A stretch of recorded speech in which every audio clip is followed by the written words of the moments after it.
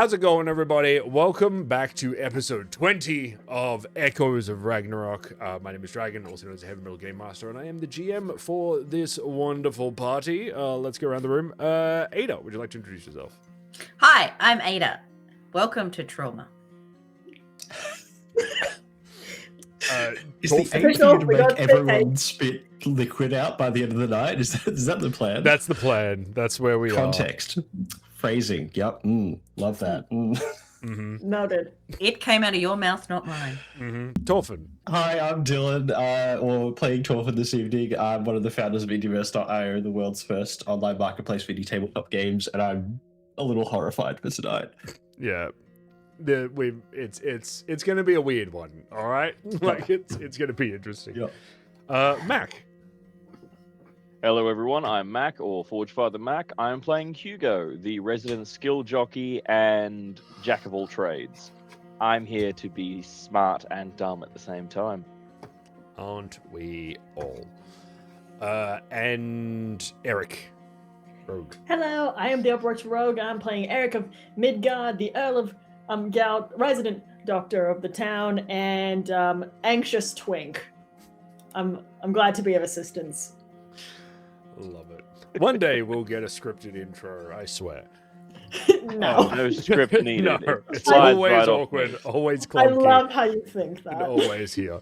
Once again, we would not be able to do any of this without our wonderful affiliates, including the system without which we wouldn't be able to do any of this, the Age System by Green Ronin Publishing. A huge thank you to Green Ronin Publishing for getting in touch and helping us out with this. If you want to get any of the systems under the Age System, because there are a bunch of them, go and check out their website at Green Ronin, and use the code METALGM on checkout to get 5% off your order, and that includes PDFs, so you don't have to worry about shipping or anything like that. But with all of that said and done, let's jump in to tonight's episode of Echoes of Ragnarok.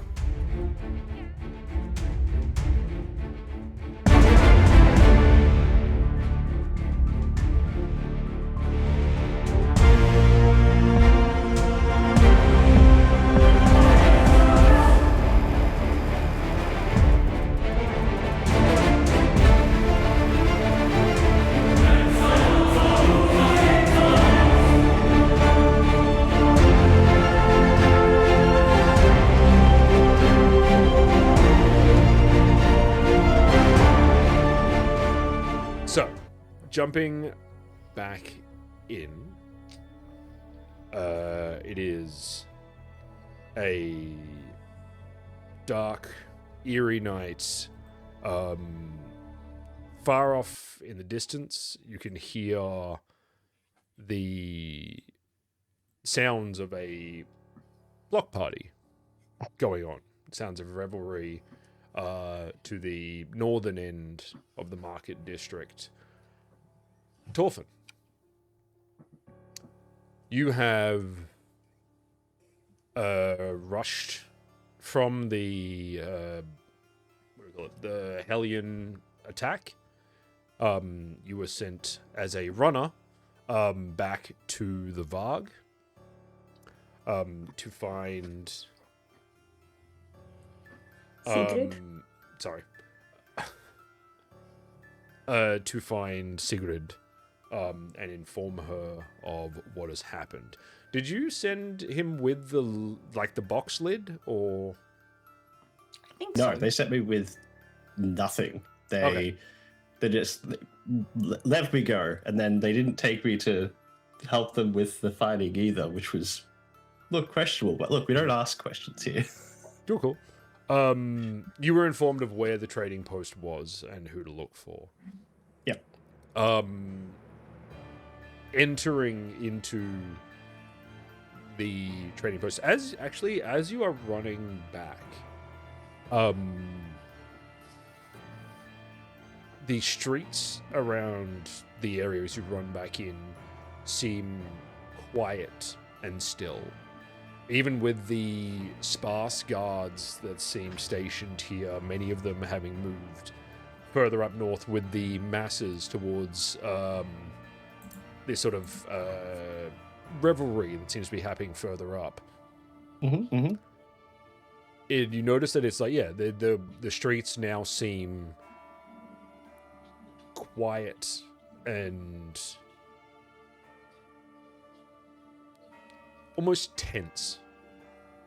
Is this so the trading post, is that out of the lower quarter, like the slum areas? Is it into like the more middle of the city? Okay, so it should usually be more bustling. The trading post is like more or less like right like in the harbor. Like it is sort of central to the market area. Okay. You see, but yeah, as you're running through the streets, there's something that seems, as I said, tense. Like there's a feeling that sort of like feeling on the back of, like that feeling, that itch on the back of your neck that you've come to recognize as a feeling of this instinct of, I am on my own. I'm the only one here, but I'm not alone.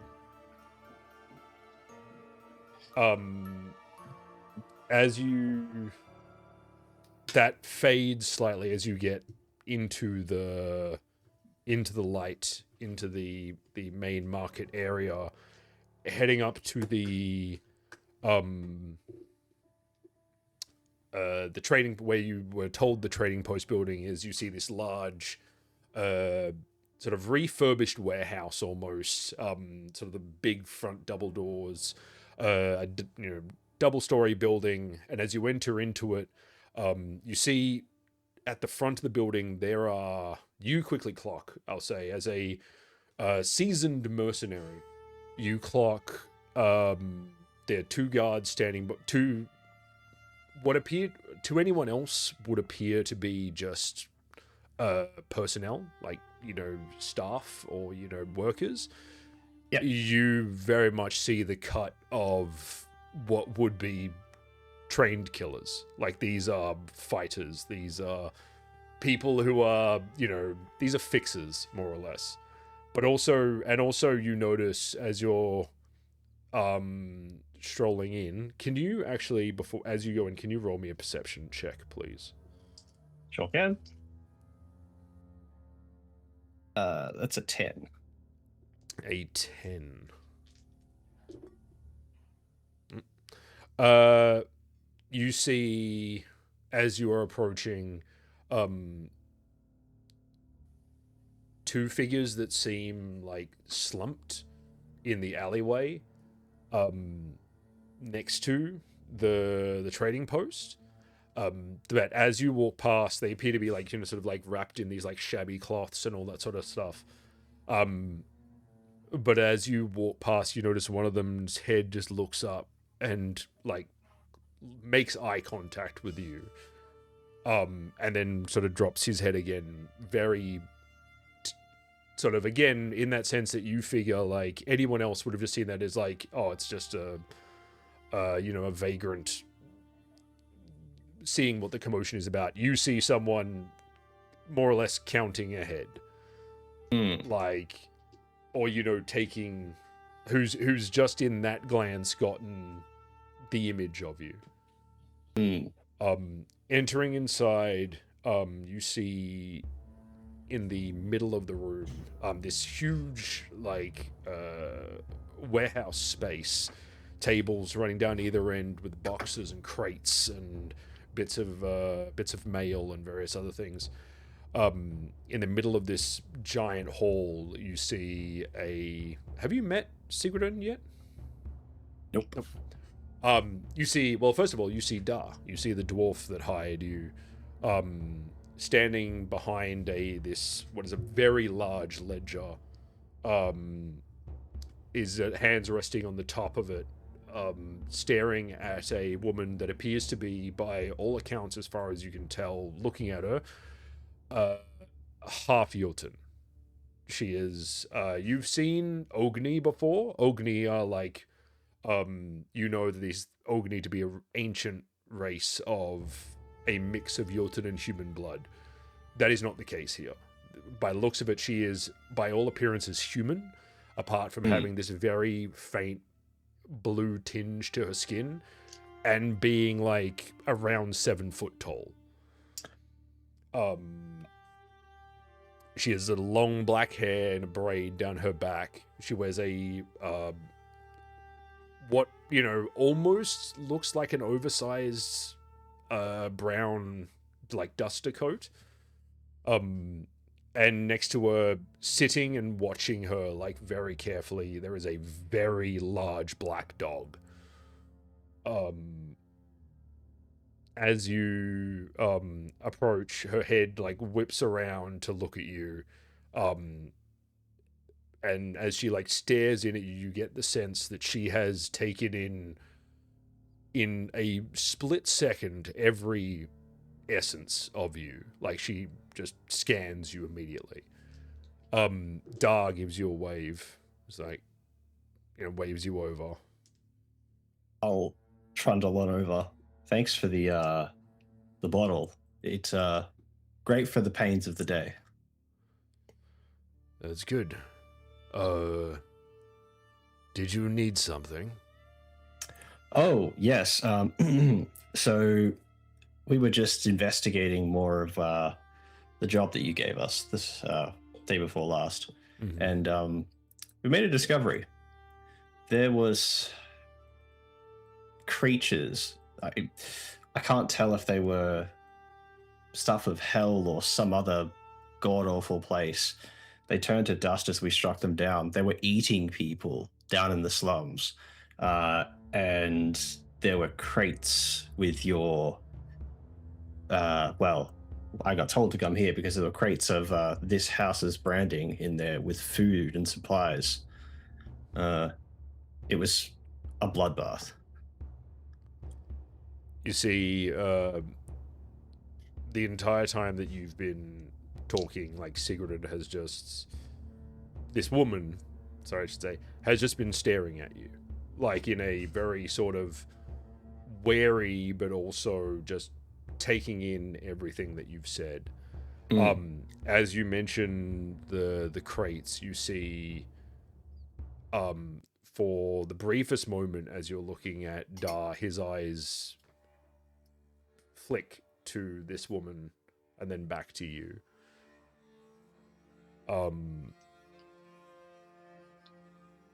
Z says, what sort of building was this in? Oh, not much of anything. It was just off one of the alleyways, probably halfway between where we would enter, and where the prayers are offered. So, middle of the slums. The dead, did you find anything on them? There honestly wasn't much left of them, so no.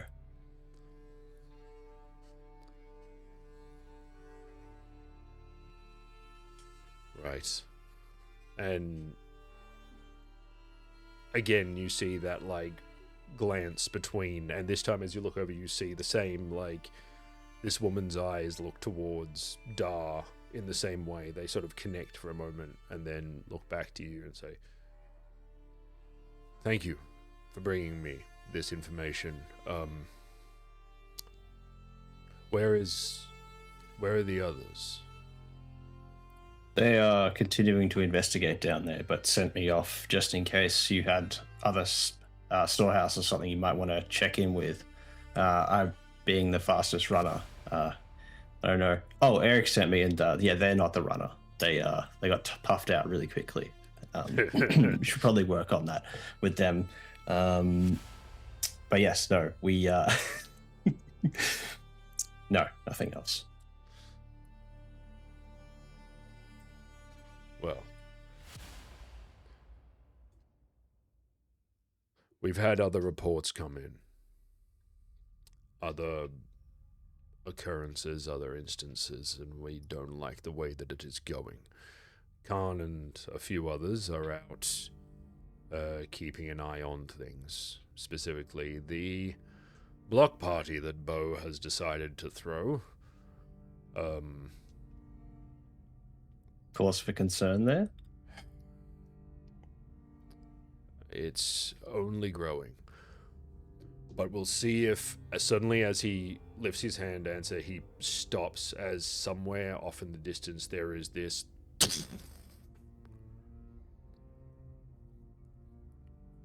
for a moment as you are like standing there, he stops and looks around this the half-Yulton woman like looking out towards the door and she starts to rush down towards the front door that you came through. Is that a we go that way, duh? I would follow her, yes. As he sort of ducks off and starts to move towards the stairs. Yeah, straight up following them. Cool. So are you following Da or are you following the woman? I'm following the woman. Yeah. So she rushes out the front. The dog, this, large dog keeping right at her heels. As she heads out the front, she looks towards the west. And you see this sort of like column of smoke from basically the far end of the slums. At about the same time as this woman's just like, that doesn't make sense. No? No, that's the... Why would they hit there? There's nothing there. She points and she says, that's the far northwest of the slums.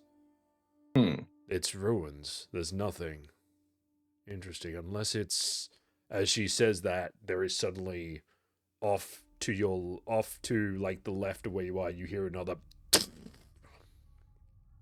and looking over you see just like smoke again billowing upwards.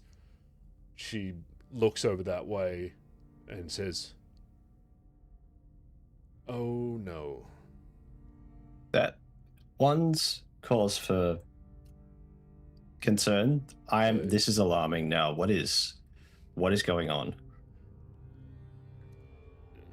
She looks and points to the one that she's like, that she points to the first one and says, I don't know what that is. And I'll send someone to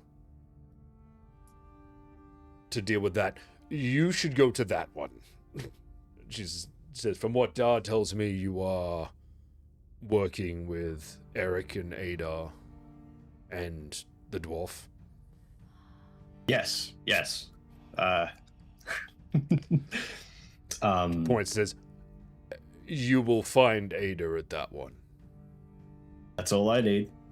Cool. It's been a pleasure. I'm sure we'll talk again soon. Indeed. It was wonderful to meet you. Torfin, was it? That's it. I'm sure you'll be hearing my name a lot. I hope so.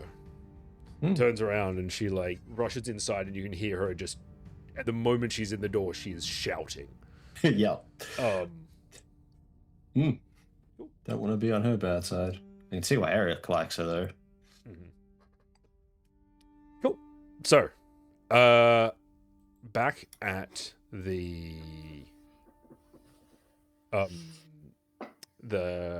Hellion spawn point. Fuck that bird. Not so much spawn point anymore. No. Standing there, the flames still blazing behind you in the building, the scrapes of ash across the ground around you.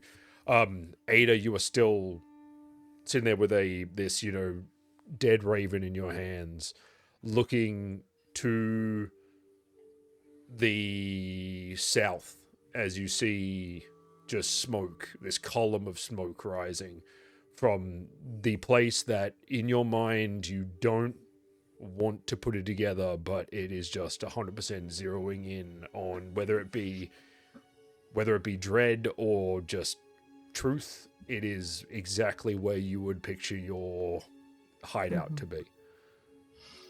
Ada just shoves the bird in her pocket and starts running.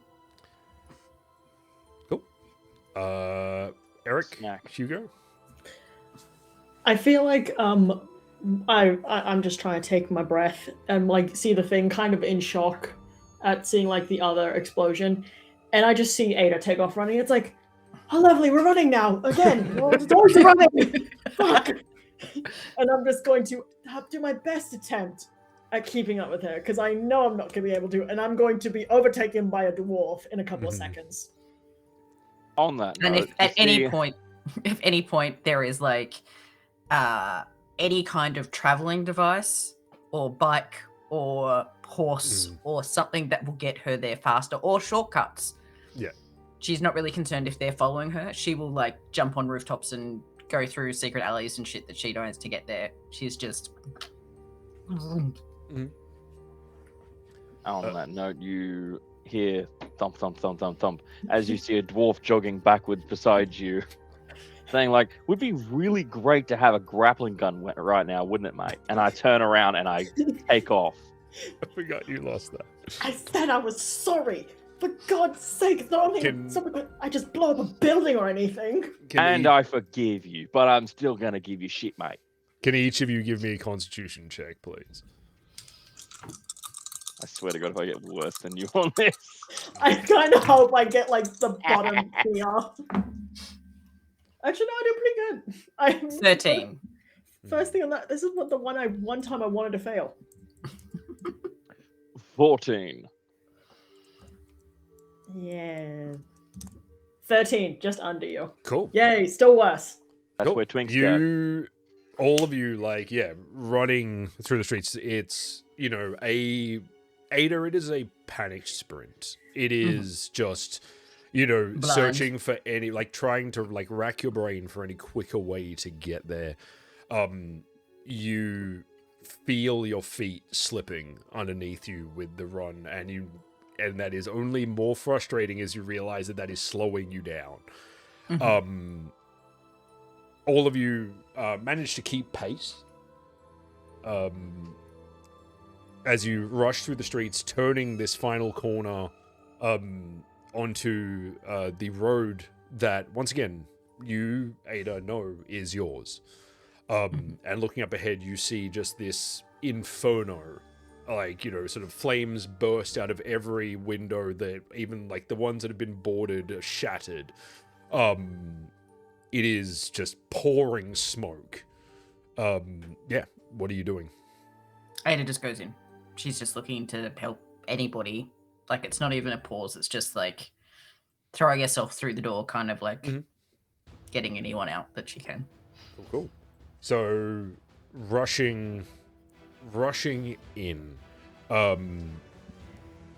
Can I get you rushing up to the front door, and you see that it is somehow the front door is still intact, and as you're looking down, looking over it, you go to push at it, and you see that the lock, essentially like the latch area of it, is just this molten metal slab now.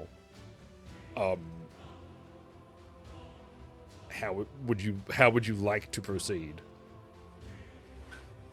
She will do the classic, just throw your body at it. Can you roll me a strength check, please? Sure.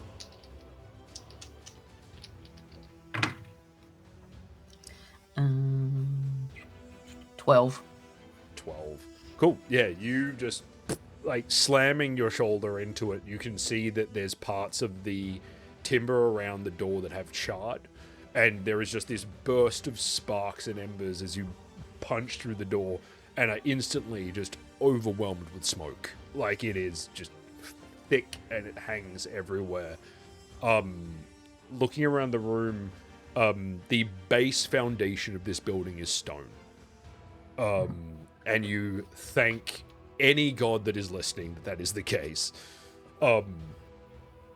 yeah, looking around the room, it is just this hot, stinking mess of flames and charred wood and bits and pieces. Can you roll me a perception test? And what are the other two doing? I feel like if I see Ada running in, I'm just like, oh fuck.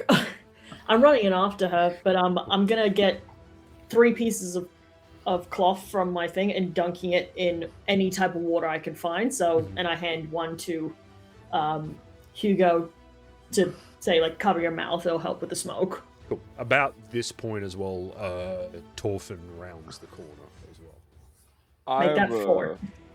I have a question. Mhm. Maybe 2 or 3 questions. One, does welding exist in this world? It does, yeah. Yeah. So we have gas bottles, right? They would exist, yes. Do I see or know of any welding shops or workshops around where Ada is? It's wrong end of the city. God damn it.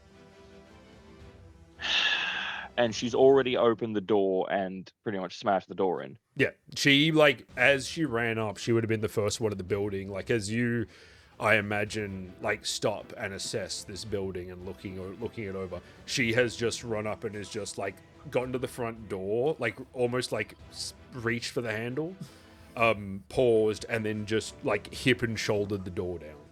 Yeah, there is no logical thought in her head right now. It's panic. Yeah, but there's logic and thought in mine, and I can use that to help. Correct. Does the house, is it a kind of house where there's small gaps in between the wood, or is this a decent wood panels are sealed type house? Ada, do you want to? It's a decent house. It's not a slum house. It's a decent house. So, almighty DM, gracious and wonderful person as you are, Mm-hmm. what would be the kind of thing that I could start doing to shut all the windows and doors to try and smother this flames from the inside? Because there's only so much oxygen that it can burn before then we can open up and filter out the CO2. Looking, first of all, roll me a perception check, please. I will do that. While you're doing that, Eric, what are you doing?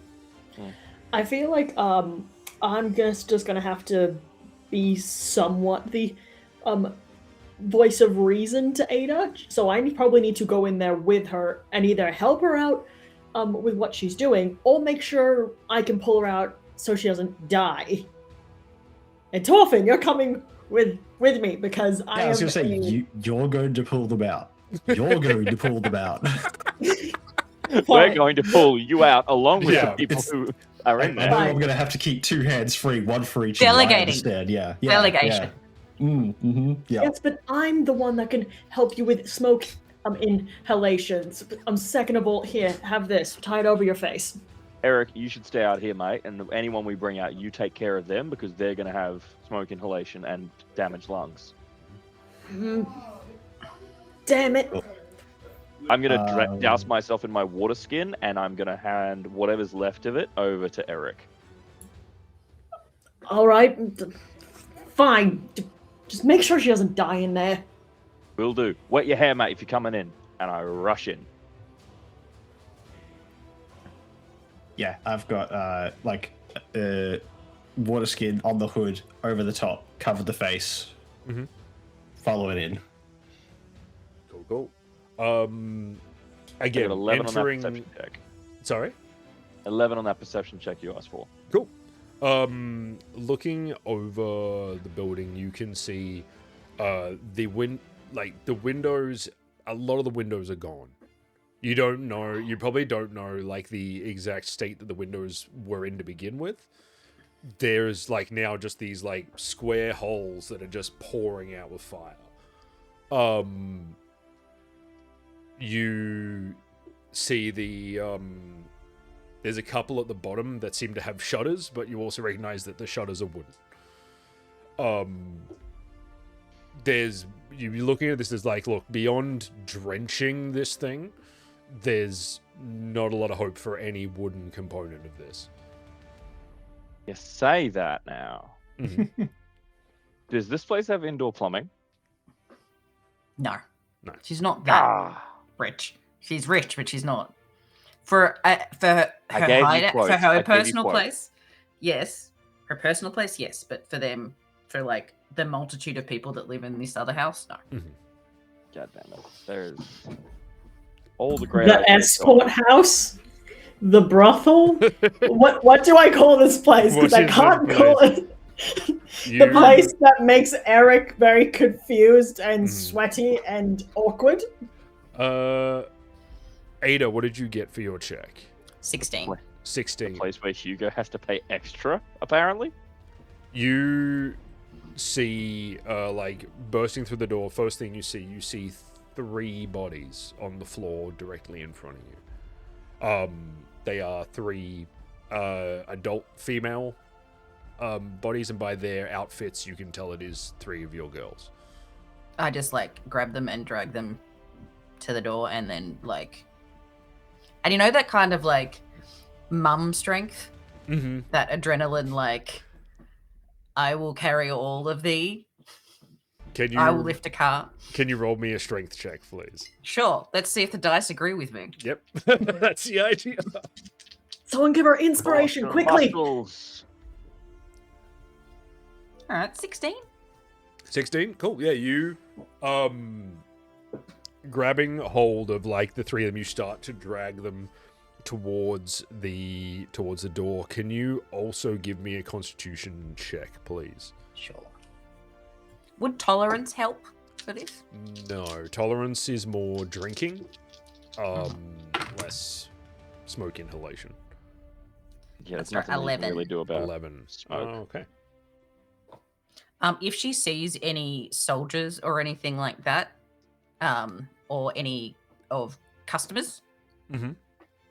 she will literally point at them and tell them, "You owe me," and Okay. demand that they come in and help. Okay. So you've started dragging these 3 girls towards the door.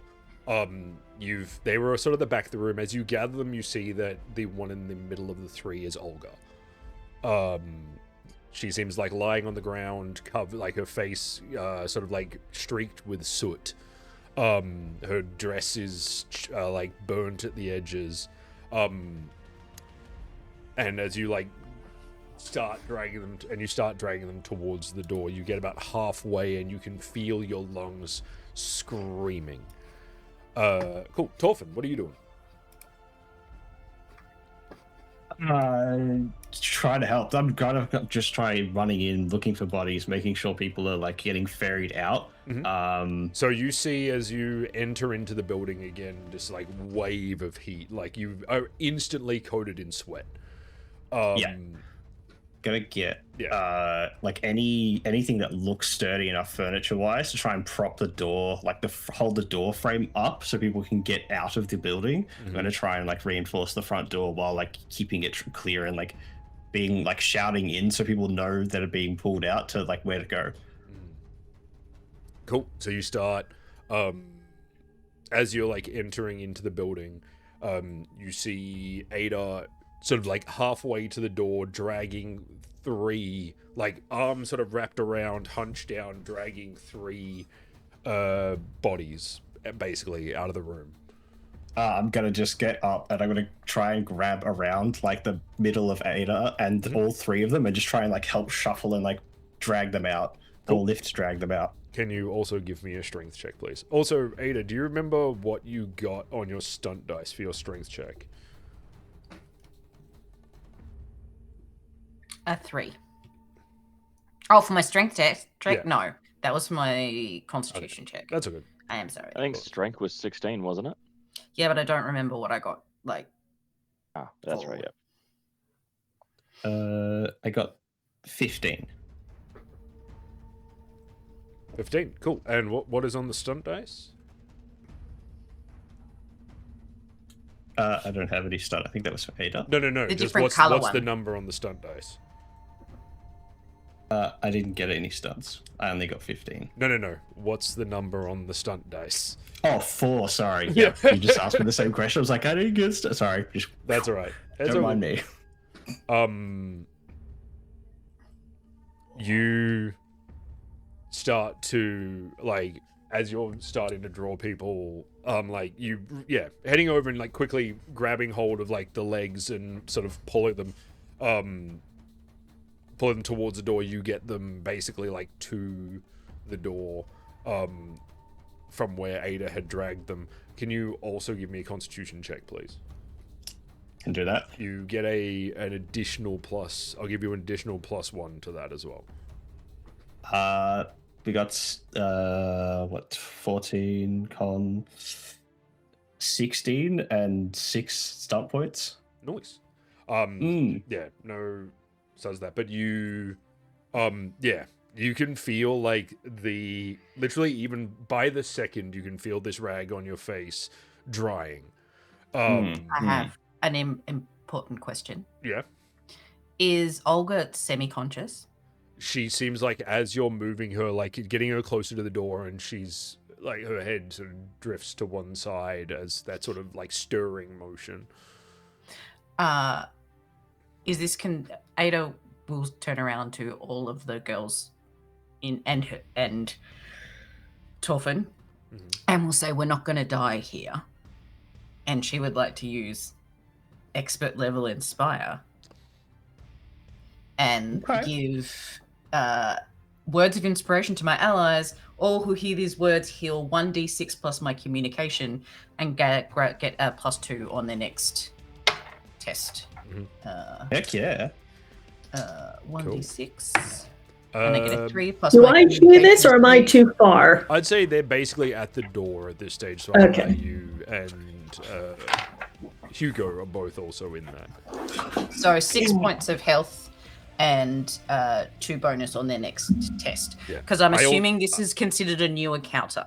Yeah. Versus the health. Yeah. Yeah. I also feel like at this stage, knowing like this sort of situation, while it may have, full health, baby. while it may have considered, Ada may have intended it to be a quiet murmur, it came out as a panicked yell. There's no noise of fire everywhere. She's like, Yeah.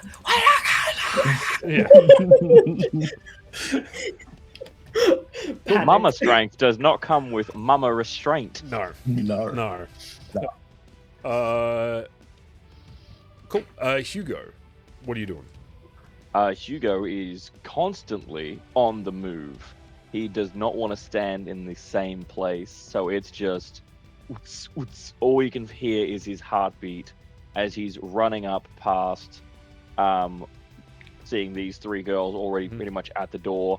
That's taken care of. He is going to bolt to where he thinks the most likely spots people would be, and then he's going to head to the bedrooms, not stopping the entire time, so that trying to prevent the heat from gathering on him, as he can feel the arms on his hair burning, his skin is heating up, and he smells burning skin and flesh, and he's just like, nope, move. You move, are move. feeling like that like tingle turning to a bite in your skin that you know it is burning. But pushing through your like as you like searching the corners, can you roll me a perception check, please?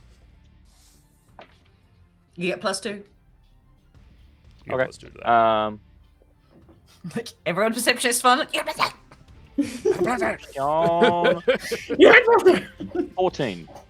14, cool. Like, yeah, searching around, you start looking through the different rooms and such. You break, in like busting into like the first few rooms, nothing.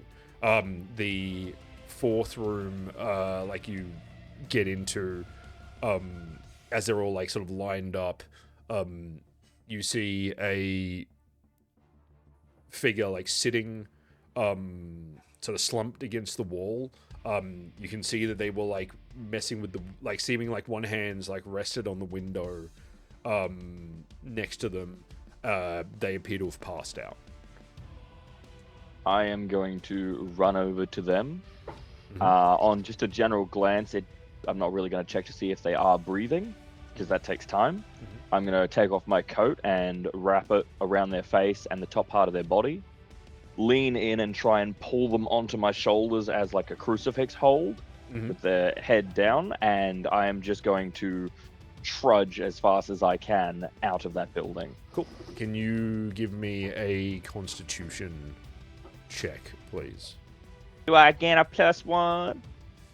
You've got a rag on your face? Mm-hmm. Yes, you get a +1 to that. +1 rag. +1 rag, the mightiest of items. Plus one rag. 15. So 16 with a +1. 16. Cool. Yeah. Easy enough. Like, you're very used to, like, this is, look, you know, even by your standards, a bit warm. But you are used to working in humidity. You are used to working in smoke. Like, you know how to breathe in this situation. It's difficult, definitely, but you are able to push through, carrying this girl out towards the front as they're starting to sort of lay them out on the street ahead. It's very much a deep breath. Hold it until your muscles start to burn and release acid. Take one more breath. Do it again. Exactly. Cool. So now out the front, there are 4 of the girls lying on the ground in front of you. Ada, what are you doing? Back in. Back in. Cool. Can you? I'll say where, as I come out, where I got this one. Crossing off rooms as we go. Cool. Ada, you know that the only rooms that are left are basically down the back corridor. So back down towards Olga's bedroom, your sort of, I imagine, like office area, and a few more of mostly the kids' bedrooms up the back. Yeah. So as she's running, she yells out for Radisok and for Goody and Gunny. Like she's actively looking for kids at the kids at this point, and hoping that little rallying cry has given her a little bit more of an oomph to be able to like make it down there. Can you roll me a communication check, please?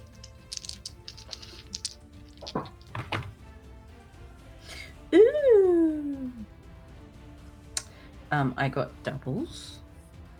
I end up with a 12 with a 3 on the stump die.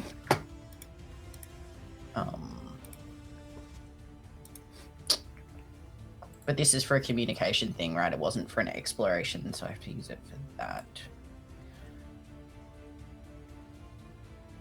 Almighty DM, just a quick question while this is happening.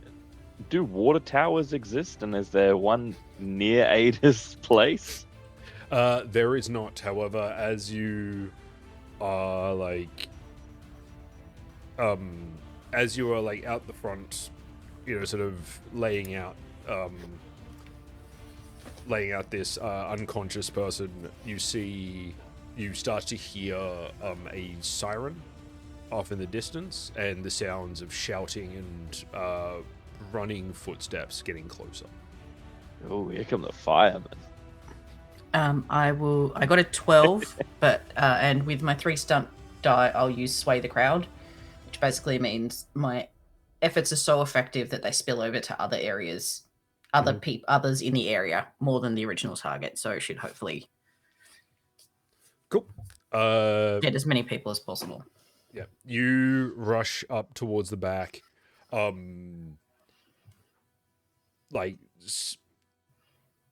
smashing in through the doorway to the kids' dorm, essentially.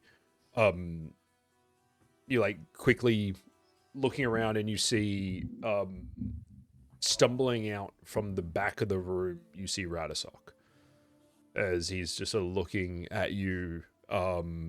Seems to have just gotten up. He looks like he is struggling to stay awake at this point. Like he is sort of squinting at you and stumbling every step. It seems like he sort of almost struggles to keep his weight on his legs, essentially. Awesome. I'll try and scoop him up to support him, And what I'm hoping for is that one of the others are coming in so I can push him in their direction and try and double check anything else. Cool. You like scoop him up onto one of his like, what's going on? The house is on fire. That checks out. You sort of like drag him off towards the door. Looking around, it doesn't seem like there's anyone else here. Cool. Torfin, what are you doing? I would have followed right back in and checking that room where we just found the kid. Don't know their name. And just like double checking in there, like under the beds, underneath any of the furniture, like low to the ground where anyone might have fallen. Cool. Can you roll me a perception check, please? And I get +2. +2. Yeah. 14. 14. Cool. Yeah. Looking around the room, like you see a number of spots that would make very good hiding places. Yeah. Almost, Ooh. you gather, like, even as you're looking around, you realize that there are areas that seem to have been purposefully built as sort of just little areas that people could very easily hide from a cursory glance. Yeah. There's no one else here. Okay. All right. I'm going to call back out. It's clear there's no one left on this level. Wait, is there an upstairs? Are there stairs? Would I have seen those? No, I don't think there was an upstairs. Was there? I don't believe so. No. No. Okay. Cool. You, like, yeah, rushing out, you see in the hallway, you see Ada up ahead, carrying this seemingly like half unconscious boy. Rushing up behind him, both of you hear a loud crack from overhead. What do you do? I give Radisok to the bigger, stronger man, the big, strong boy, and push. I see you offering him, and I go, nope, and I just grab you both and just try and dive out as hard as I sprint out the door as fast and as hard as I can, just getting out of there. Cool. Torfin, can you give me a strength check, please? I like the idea that she tries to throw the kid and you grab the kid, spin around, grab her facing the opposite direction, and just run. Yeah. Oh, 100%. Ultimate yoink. Well, it's gotta get also the very twists. funny in the idea that Torfin was, in this case, behind Ada. So she turned around I and didn't threw think- it back towards him. I didn't even think about that. I was just like, sure, like, here's just big. Intercept Big man, child, go. grab Ada, hustle him down. It's like Shrek holding the donkey and the princess just running. And the donkey. In the morning, I'm making waffles. 17. 17, yeah. You 17. like dive forward as you see Ada in this moment you hear the roof above you creak and snap, like several of these like crumbling, snapping sounds that anyone in any sort of right mind would recognize as the roof coming in. You dive forward, grabbing hold of Ada as she turns to like look towards you, and you see her like preparing to throw this boy at you. As you dive forward, like essentially collecting them both around the waist and shoot past. You watch, like, turning behind you, you see the main, like, one of the main roof beams just, like, lands behind you with an explosion of embers and sparks. Looking up, you can see the conjoining beams around it, essentially starting to, like, slowly ease. Oh boy. Out. Getting out. Cool. Yeah, you rush out the door. Can I get one last Constitution check from both of you? Yep. Come on, guys. You got this. Don't make me come in there. Please. 15. I'm Rolled actually some fire asking. tonight. It's been good. Sorry, what did you get? 15. Okay. I got double ones. Does that count? You did get double ones. That's not great. Oh, do I generate stunt points on this one? No. No, this No, is like dang. it's a simple check. It's a saving throw, more or less. Yeah. You Torfin, you get up and you can feel like every breath you feel smoke moving in and out of your lungs. You can feel in very much that same way your lungs are like screaming. They are burning. You pick up, like, by the scruff of the neck, you pick up Radisok, this little, gangly boy, who weighs nothing to you. You look down and, like... He's Squirrel Boy. You, sort of turn to leave, but as you glance back, Ada is not moving. Oh, no. I gotta scoop her up. I Cool.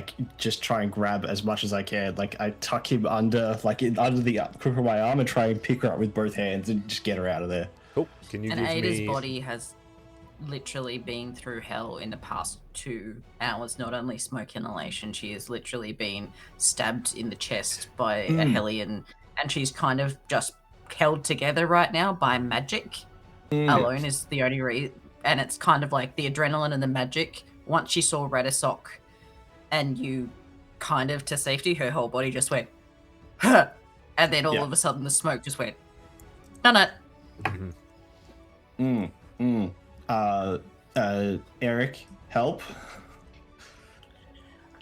That would be from where Yeah. you are. That would also be like, that is a roar from inside. Eric, you over the sound of these like sort of crackling flames and fire behind you, and this like whining sort of like creak of timber planks as they start to give way. You hear Torfin just scream from inside. Try to pick her up and carry her, like, get ready to help. It's like, yep.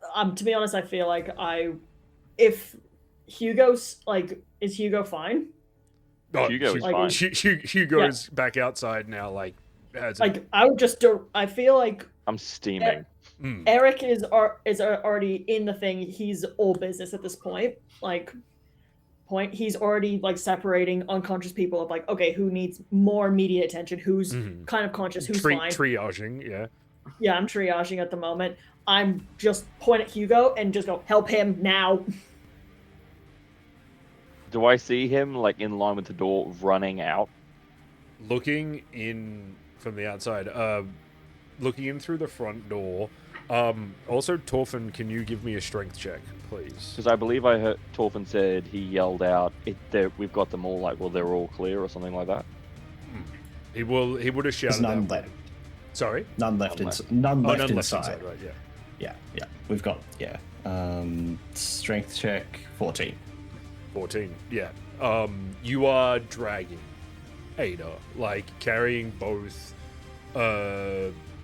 This, boy under one arm, trying to lift Ada with the other arm. You're basically like hooked under her shoulders and starting to drag her back towards the door. Every step you are feeling more smoke into your lungs. Hugo, looking in from the front door, you see just down just at the front of this short corridor at the back, coming into the main room, you see Torfin dragging Ada and holding Radisok under one arm. You looking up, you hear that sort of like sort of noise as you look up and see the main pillar in the middle of this room it's like charcoal at this stage. It is. How tall is the support beam? Like, how high up? It's a single story building. It'll be about like 10-15 feet up. 15. Shit. That's too tall. Run. I'm gonna run in. I'm gonna try and grab Ada because I can't reach that support beam to try and help hold it up. So the only thing I can do is grab Ada. Cool. Grab the feet. Rushing in the smoke once again, flushing through you. You rush over, like grabbing hold of Ada's legs. Between the two of you, easily enough done, you lift and start to move towards the door. As you get about halfway through that main area, you hear again above you that crunch. What do the two of you do? This is more or less, if either of you are familiar with the click mechanic, it is essentially you have heard something overhead that has indicated that something is something is happening. You've heard a sound that something is happening. So what do you do? Is it directly above us? Yeah, like all you hear is like straight up. You just hear crunch, like crack, essentially. And it's still 10, 15 feet up. Like it's not like the lower hanging areas of like the. You've moved building. into like the main area now. Is there a quicker way out of the building that is accessible that's not the door? Is there a window that we could go through instead? You know that, like, yeah, you're fairly sure that just to your left there is a window. Yeah. I push my chest forward so you can see my pistol. Like, shoot out the window quickly. Oh no, it's gone. Cool. That's what you do. I have a structural question. Sure. So, the roof. Of course. I've been in here before. What do I The know roof it's is made on out of? fire. We don't need no water. Let the motherfucker. So say again. So This the is support real beam- quick. This is an instinct moment. This is you have heard a crack overhead. What do you do? That depends. How thick is this support beam on the roof? They're pretty solid beams. They're also on fire. Yeah. Don't do a Batman Begins moment where you get crushed by one. I am going to. I will be your attempt to Alfred. Jump. Mhm. But as I do, I'm using a lot of my momentum to throw Ada's legs, so she'll make it completely clear. Cool. Can I get a strength check from Hugo and a dexterity check from Torfin, please? 12? 13. Cool. You go, dive, like jump forward, throwing Ada's legs aside, trying to clear her as much as possible. Torfin, you turn to yell and point, and suddenly just feel this like crash down on top of you. You take 10 points of damage. Yikes. Does that reduce my armor as well, or is that just like armor will reduce that? As this like just heavy, like molten wooden beam crashes down on you. It is not like as it hits you, it breaks, but it is enough to like knock you down, and definitely hurts. Again, you feel like hot embers and flames like lick at your neck and up the side of your face. You smell burning hair as you're just it's a bad time. It's a bad feeling. But the two of you from there like quickly like resume and like start to move your way out to the front where Eric, you turn around and you see Hugo and Torfin carrying out a unmoving, limp Ada.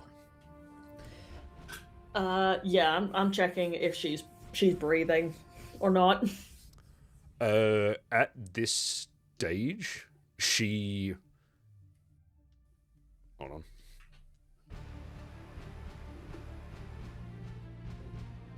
Yeah. She is breathing, but you can, as you're watching, she is not breathing like regularly.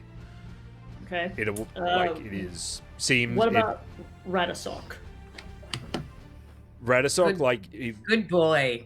Good boy. He knows exactly what Ada wants. mhm.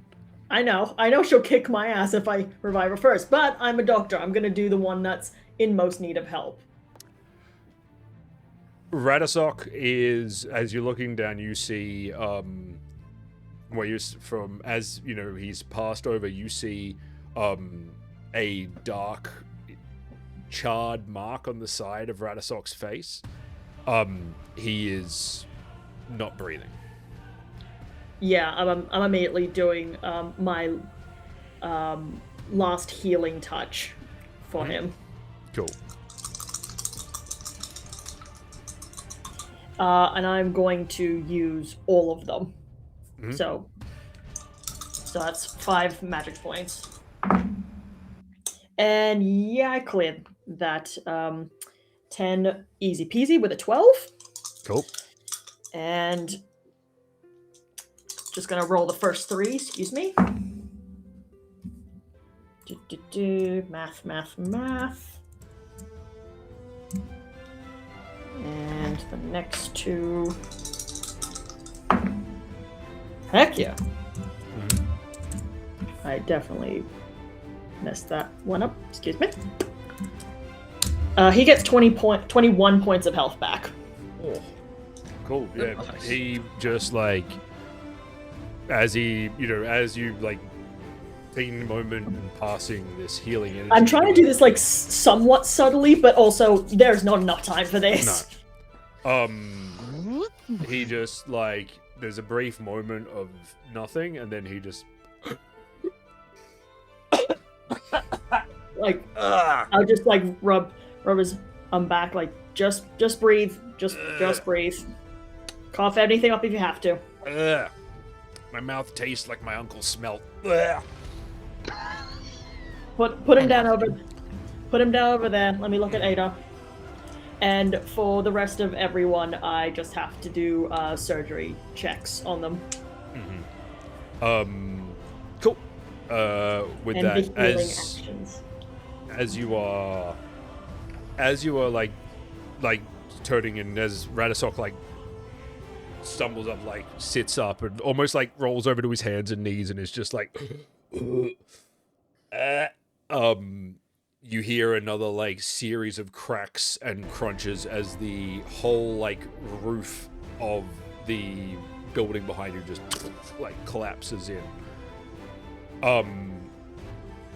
Running around the corner, you see a number of the guards, as well as sort of townsfolk carrying, all seem to be carrying buckets and wheeling this cart around the corner that has a large water tank on it.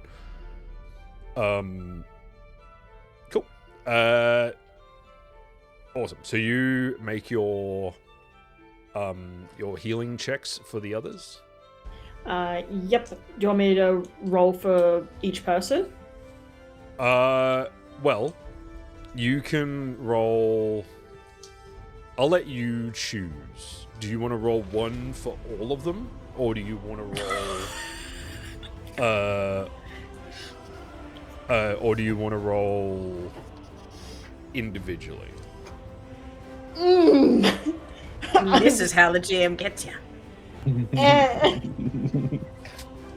There is no right answer here. I can tell you that. Fuck. Okay. It's just your own personal agony. Fuck it. I'm doing it individually. I'll make it harder. You wuss. I am a wuss. Fuck you. I bet the first roll is going to be massive, and the other ones are going to be shit. Cool. So who's first? I feel like Ada, because she is breathing unsteadily, so yeah, I'm gonna do Ada first. Damn. Did bloody well, and I got doubles too. Excuse me.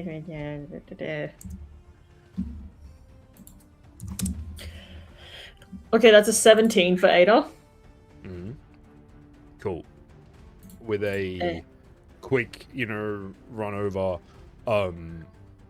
you see, so like quick once over and, essentially just quite literally basic first aid, you're able to, stabilize Ada. She is still unconscious, but you are now like happy enough that you're like, no, she's stable, she's not dying, she'll be fine. Yep, easy. Right, who else do I need to do? I know there's Olga and... There's 2 other girls. Yeah, Olga and 2 other girls. Cool. Roll for Olga. Yep. Not doing bad. Not gonna lie. I'm kind of happy about this. That's a 15. 15, cool. You working like with Olga as you go over to start working with her, like you realize very quickly that she is like she has more or less come like as far as you know she's conscious, she's woozy, but she's okay. Yeah. So not a lot of burns am I working with, like not doing like major burns or anything, mostly smoke inhalation, Yeah. Looking over Olga, there's nothing you can see, like her clothes are a little charred. And there's definitely parts of her that seem like how to put it, like, sort of Soot caked?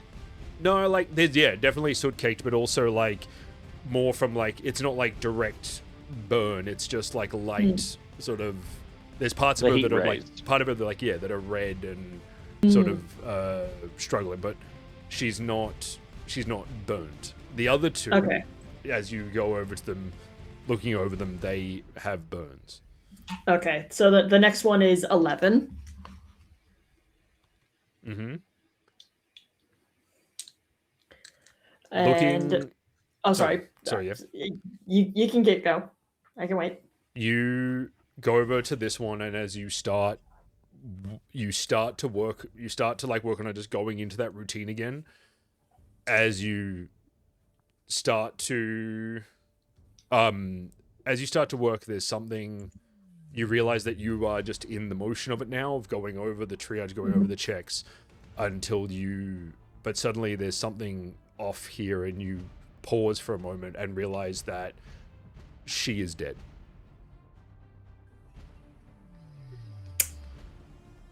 That sucks, but I can't deal with that right now. I gotta move on. I'll deal with it after. Yep. Okay, that one's probably my best one. Fuck Ada, apparently.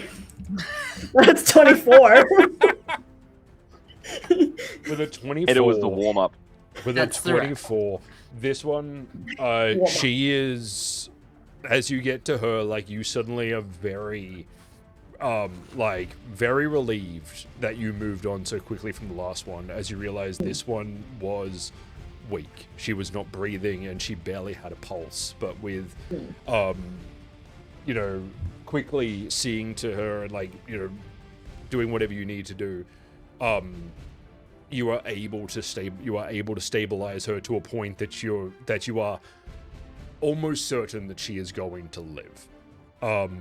She is looking over her. She is like, you can see parts of her that are like heavily burnt, like blistering almost. She is not in a good way, but you gather that she is alive and she's going to pull through. Yeah. At about this point, the guards arrive, and you see townsfolk, and you see like townsfolk and other sort of like the fire brigade, more or less, starting to sort of drench the house. As it seems now that this is being taken care of. One of the guards, you notice that, like, as they're approaching there appear to like suddenly be like 2 guards move out to sort of blockade the street around you. There are suddenly 2 guards standing over the 4 of you, like 7 of you at this stage. I feel like I would stand up and just give him report of we have about 5 people. 5 people. Like 1 rescuer has collapsed. One is dead. The others will have been treated, and I'm confident they will pull through.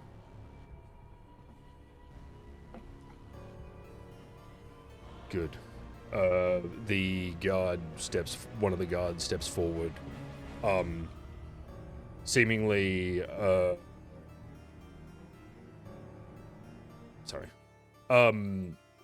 seeming to wear a bit more regalia than his companions, which you gather he is more or less like a sergeant or a captain of some regard. He takes his helmet off, as he approaches and looking over the sort of lays like unconscious bodies on the ground, says, "Good. That's good to know. There's been enough occurrences tonight. Speaking of which," he looks down like pointedly at Ada, says,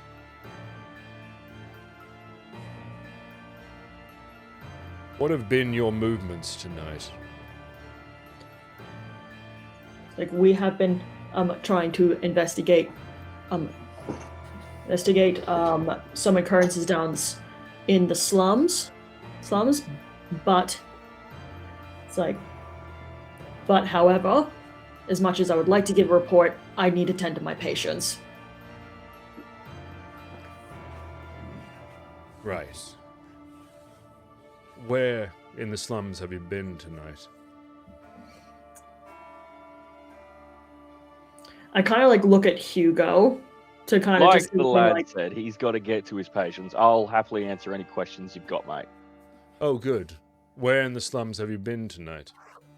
Okay, so we first took a left, and then we followed it down for about 1.6 kilometers, and then we took a right, and then there's this warehouse and these other buildings on the right, and then on the left of that, there was this big thing that burst out of the ground and hit me.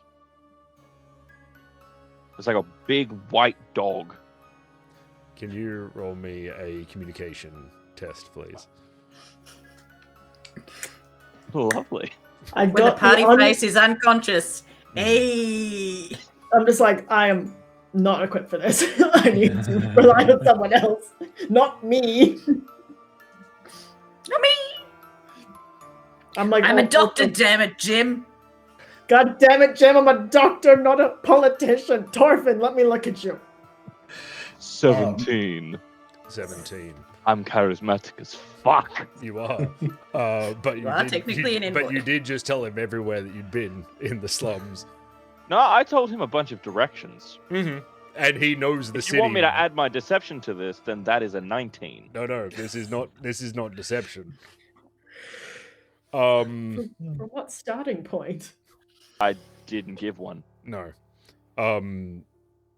Actually, yeah, no. Then he nods and he just goes, "Very well then." Turns around to the guards and just says, "Keep them here. When the doctor's done with their work, take them in." Puts his helmet back on and strolls up to one end of the street. And just Can sort we of have some stands. water, mate? There is water like brought over to each of you as things like you see now, like as he wanders over, 2 more guards approach and he points over towards the 4 of you, and you see now that you are more like there is now like a retinue of guards standing around this like this unconscious group in the middle of the room, in the middle of the street. How close are they standing? They're like enough distance that Eric is able to do his work. but they are like quite obviously standing, like blockading you 4 off from the rest of the street. Like if I start whispering to people, it's going to be pretty obvious. Depends on how stealthy you are about it, yeah. Yeah. I'm just fussing over Torfin and just asking questions, but as I'm doing that, I want to just check out some of the crowd lines to see if I can see any of the Varg. And if I do see one, I kind of want to give him a signal of, hey, get me the fuck out of here. And I'm going The to... cops want to take me in. I need to go. Help me. I'm not meant for jail. Can't put this boy in between bars. I'm not. I think I spoke loud enough. So I'm that a people heard what I redhead. said, I'm right? wearing nice, like bloody clothes, and I'm a very pretty man. I'm not gonna last. I'm a pretty twink boy. I won't last in prison, man. Or I'll Wasn't last a really long time because someone will like me. You become a pet, you'll be fine. You'll hold pockets and walk around prison.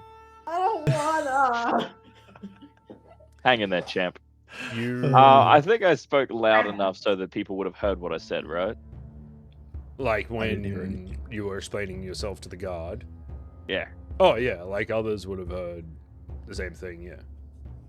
Okay. I'm just gonna be like, anytime I walk past, I was like, that's the story. Big white dog. And I'm just gonna say that in passing as I walk past, Mhm. handing water to all the patients. That's it. I'm just gonna wait. But Dragon, do I see anyone? Or do you want me to roll a perception? Roll me a perception test, please. Awesome. I'm gonna do searching onto that Mhm. because I'm searching for my boys. Help me.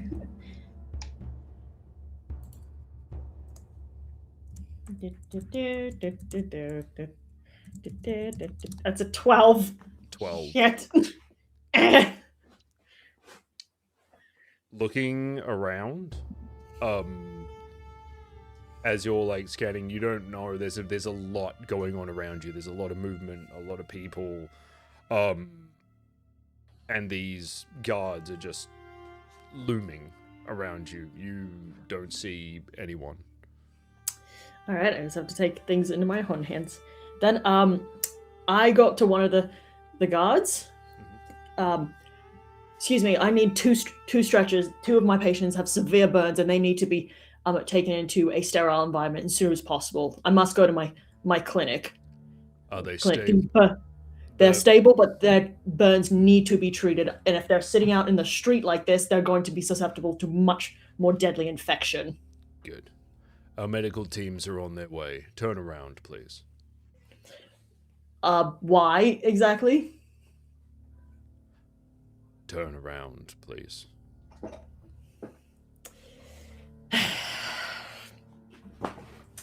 I turn around. He pulls a set of like manacles from his belt, and cuffs your hands behind you. Is this how you always treat people that tend to save people's lives, or am I just special? You're special, mate. Saving No, you're people's special. Saving the lives of your friends doesn't excuse you from murder and arson. Excuse me? The others step forward and one of them steps forward to you, Hugo, and says, "Turn around." Well, since you asked so nicely. And I'm gonna turn around and put my hands behind my back and lean my head back, so here you go. He cuffs you as well. Ooh. I'm gonna really, whether or not they perceive this, I am clenching my fists as tight as I can to try and force blood into my wrists. Cool. Yeah, they clamp it down, and you feel as like, they don't clamp it down super tight, but yeah. You watch as two of them walk over and pick Ada up by the shoulders and the ankles, and the three of them escort the 3 of you off. Eric is shouting the entire time. Just, it's like, I would like to know what type of these bullshit charges you're placing me. Where is your evidence? Evidence, like, murder and arson. How bloody ridiculous. I'm a doctor, for God's sakes. I'm just creating a much of a fuss because also I'm trying to get any other vibe of help me. Mm-hmm. Guys. What's wrong? A man can't order a succulent meal. Get your hand off that. So yeah, he is just acting like a Karen. Yep. Torfin, as you are standing off to the side, you watch as, your 3 companions are just escorted off by the guard. Oh, I have to tell someone about this. You can just keep it to yourself and just be on your merry way. This town kind of sucks. Hey, real with prison you. break. The chaos gremlin was like, how healthy do those guards look? But that's probably not a great idea. I mean, it's an idea. It is One an of idea. One of you's already unconscious, but That is true. I can't get them out. I'm just gonna go make sure everyone's obviously fine because the medical team are coming. I'm just gonna run back to the trading post as fast as I can and try and see if I can get onto anyone who can help them out. Cool. Oh, actually, I want to take like a mental snapshot of the guy in charge as well, in case he's important in some way. Cool. Yeah. Seems to be a you see a figure, like, as he places his helmet back on, you see fairly sort of like clean, like, sort of angular jaw, sharp angular jaw, elf, long blonde hair pulled back into a tight braid, these sort of like pale blue eyes. Seems like an office by his armor, seems like an officer of some station. But yeah, no worries. Yeah. cool. So you run back to the Rogue's having a sneezing fit. And my abs hurt because I did 100 sit-ups the other day. Oh. Why? And what You does that didn't do teach you? 120. You should That do. health equals Yeah. pain. I owe 20 more tomorrow. You should try. Fuck. You should try dragon flags. They're much more fun. You should try ankle taps. I like ankle taps, actually. Cool. But yes. So Yeah. Torfin, you are running back to the trading post. Yep. As you as you're on your way, so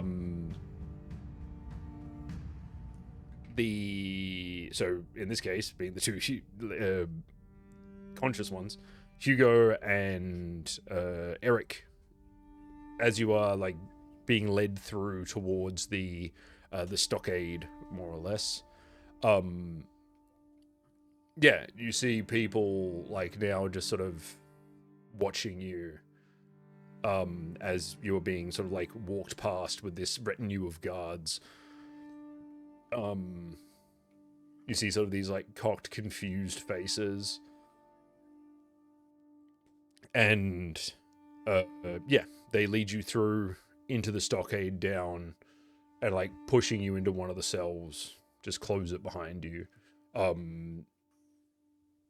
taking off the shackles before they let you loose in this cell.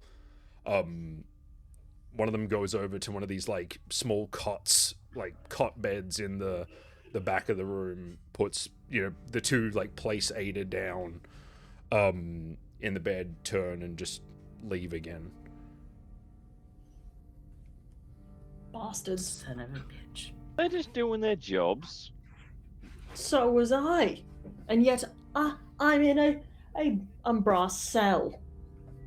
Yeah, but no one ever said they were doing their jobs well. Hence, the saying, bastards.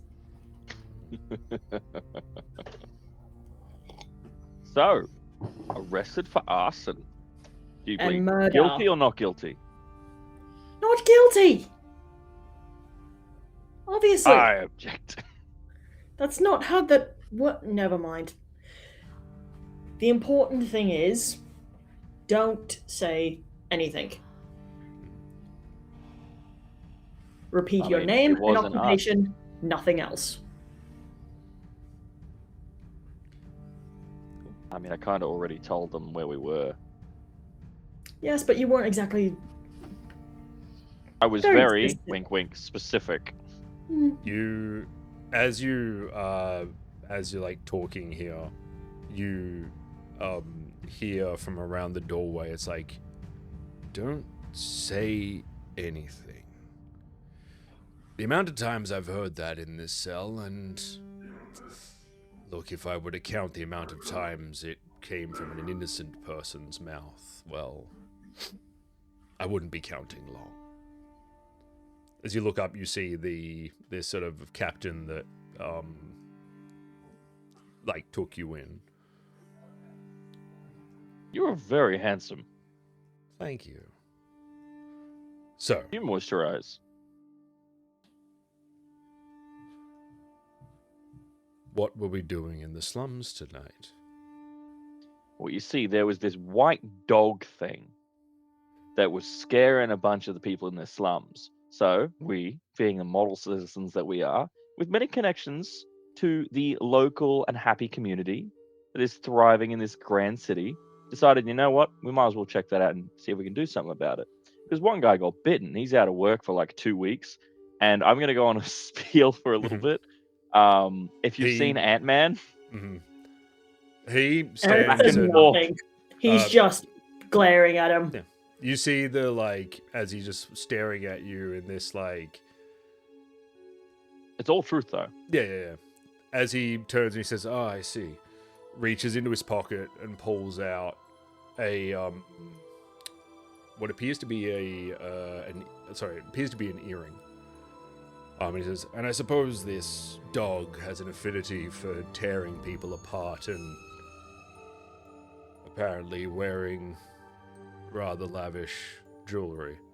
No, didn't wear any jewelry, but there were a bunch of them, and there was something to do with, I think, what was the word? It starts with a H.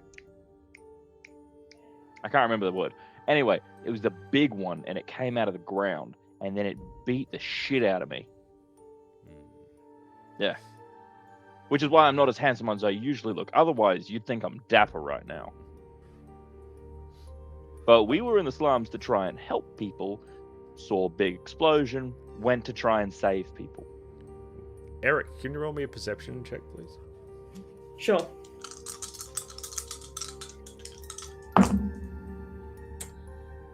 That is 10. 10. Mhm. Looking, just staring at him, and obviously, you know, really, like, there is something in his eyes that maybe it's just the situation, but you're like, I don't, like, looking him in the eyes feels like drawing attention, so you look wherever else you can, and as he pulls out this earring, you look at it, and you realize that it's Ada's earring. You have seen her wear that earring. She was not wearing it tonight. I say nothing and just keep my eyes somewhere else. In fact, I sit down and actually look at Ada. I'm just going to keep tending to her. I'm just completely ignoring this man. Yeah. Do I recognize the earring in all my babble? Roll me a perception check, please.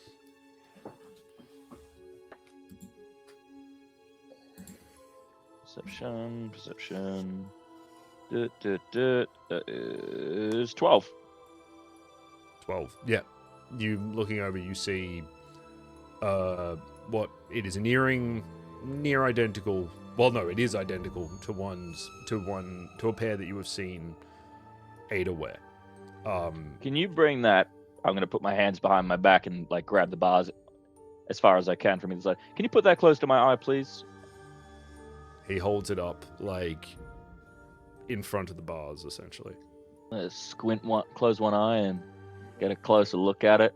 Can I roll an evaluation check to check this thing's authenticity or if it's Yeah, absolutely. value, etc.? You trying to say that Ada wears cheap jewelry? No, I am. If it is cheap jewelry, then I will be able to say that, and I'll be able to use Ada later. But if it isn't cheap jewelry and it isn't Ada's, then yeah. Woo! That's Now, a good evaluation. Mm-hmm. Sweet. You are if you are 18. evaluating it. 18, looking it over, it is real. It is real. You can see the one thing that catches you is you can see a couple of like flecks still on it, but you realize that is, as you look at it, you realize that is caked on blood. Yeah, it is, but it is all parts of it are authentic. As far as authentic, is a thing. Like no, all of the materials are authentic. It is not like in any way fake or cheap, shall we say? Does it look worn, not freshly polished? Oh yeah, like it is, like as in it is like not brand new. No, one moment. I'm gonna reach my arms and go have a look at Ada's earrings. Mm-hmm. Do they look similar? Worn, not polished, or are they kept? I mean, good they're nick? like, they are, polished in the way that anyone would keep jewelry polished, but you gather, as far as you can tell, by the ideals of age and all that stuff, both of these earrings have been have been taken care of with the same level of care. Let's put it that way, for their age. Right up against the bars again. Have a look at it. Did you notice those small specks of blood on the inside of it? Right there, in between the gem and the metal. Yes, it suits the scene that it was left in. What And scene what was that? scene would that be? Jinx. Damn it. You see, like, this almost like the smile of someone who has, like, watched someone fall into their trap, just shot towards you, Eric. He just says, well, I was hoping you would tell me. So very interesting because I don't know what you're talking about. We'll see. Well, maybe your friend does. We'll have to wait she's for her to currently- wake up. She's currently unconscious. I'm sure I'll let you know when she's awake. Certainly. Anyway, How long do you intend to keep us in here? I'd love to see the evidence that you actually have. Besides a earring. until we have answers. He turns and starts to walk back up the corridor. What's your name, mate? No answer. That's just rude. Torfin. You arrive back at the trading post. You see Dar's not there, but you see this woman standing at the doorway, sort of arms crossed, shoulders squared, just staring into the night. Similarly, as you approach, her head like turns to like pin you with this stare. She's like, "Oh, is everything okay?" Regretting my decision to run after inhaling lungfuls of smoke, I take a moment to like cough whatever is like making its way up my throat. No, it's bad. Some young pretty boy elf has put your lot in manacles for the night. Took him off to the jail for questioning. Pin him on murder and arson.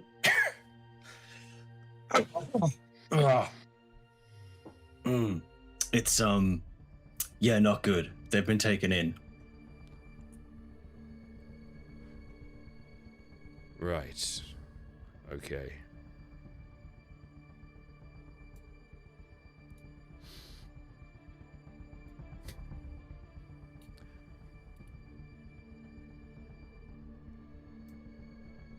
So, did Eric seem... I don't know how to ask this question. Did Eric seem to have a plan? A plan? No. They were screaming really loudly about being a surgeon and doing their job. They were, I think, just trying to cause as much ruckus as possible. That sounds like Eric, yes. Yes. Ada? Unconscious. She succumbed to the smoke just before we made it out of the burning building. So, no word. Very well. You're going to come with me. She takes... You see, she turns around, takes her jacket off and hangs it up on a rack by the door, and then turns and starts to walk in the direction of the guards' quarters. I grab a just a random cup of water that might be lying around and swig that, and then straight out the door with her. There is a small like pitcher of water that seems to be off on one of the tables next to the front door, and you just grab it and like The whole thing, yep. water's It just like was vodka. poured down from the sides of your mouth. Yeah. Like a toddler trying to hold a Yeah. a little Yeah, it's cup. like- Fuller than I expected. As it gets like spilled up over my face, I just lifted and poured over like my head and back and stuff. Just like, Stings just a little bit. yeah, like still half cooked on the back from the timber that fell on me. Yep. Ooh, we're gonna get that checked out. I didn't roll a thing for you. I'm sorry. I should have. Oh no! I think I was like coughing, but like I wasn't like very evidently like hurt too much.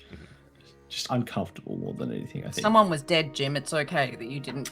Yeah. I was well far from death. He just had Y'all the were black injured? He's fine. A strong man was hurt. I must tend to him. He's tough, but he's sensitive. He said That's in it. true twink fashion. Yeah. I have my priorities.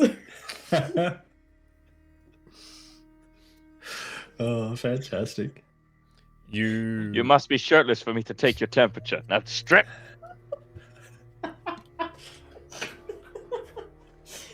You head on after Sigrid as she's just sort of like marching across the harbor towards the guards' quarters. So, do you have a plan? I am the plan. More or less. Let What do you my need from me? twinks go. Let my twinkle go. And a short friend. You who I You call see, mama. you see, the corner, as you ask this question, the corner of Sigrid's mouth like curls almost mischievously as she says, "What? Oh, nothing. I just like having a strapping young man walking with me when I go to jail." I'll take the compliment. Haven't been called young in many moons.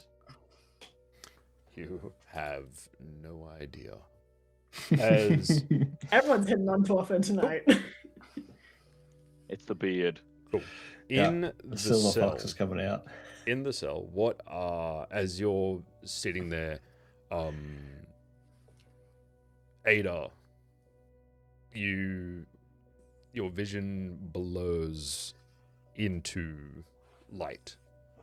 This sort of dim, grayish yellow light as you look up and see Eric's face over you, sort of looking down as you feel a damp rag dabbing at your brow.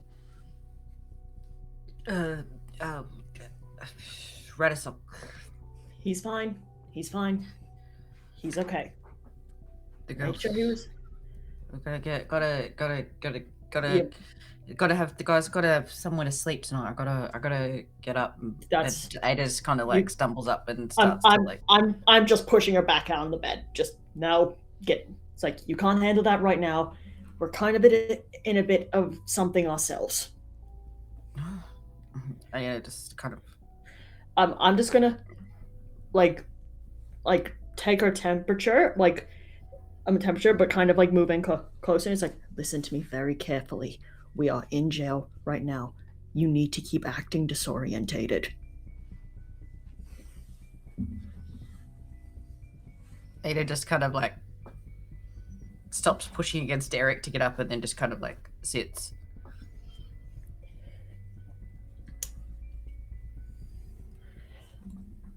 Now, I think while you're in there, did you hit your head, right, Ada?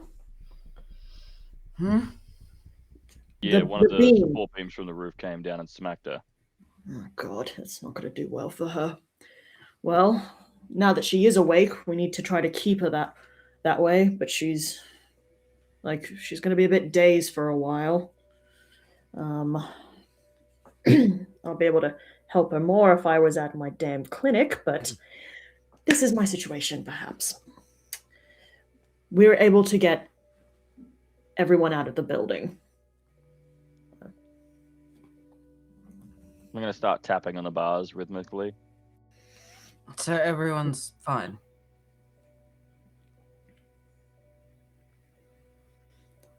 Ada, I'm really sorry. I'm so sorry I have to tell you this. One of your girls, she didn't make it. I tried. She was dead by the time I started. I'm very sorry.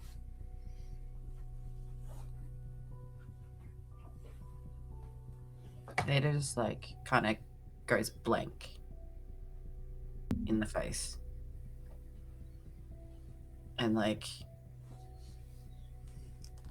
considering they just seemed to like chuck her in places and didn't seem to really search her before they chucked her in anywhere, she puts her hand in the pocket and pulls out the bird and just looking at it, and just you watch as her fingers slowly just get tighter and tighter and tighter, and like crushing this bird in her hands, and kind of like tilts her head to the side and goes, "Tell me when I can get to the water." And then puts the bird back in her pocket, and then just folds her legs up and puts her hands in her lap and seems to stare blankly. Ada, why is the water important? I say very slowly because Eric remembers things and hasn't been able to really leave his head since he Eric's saw been it. in your mind.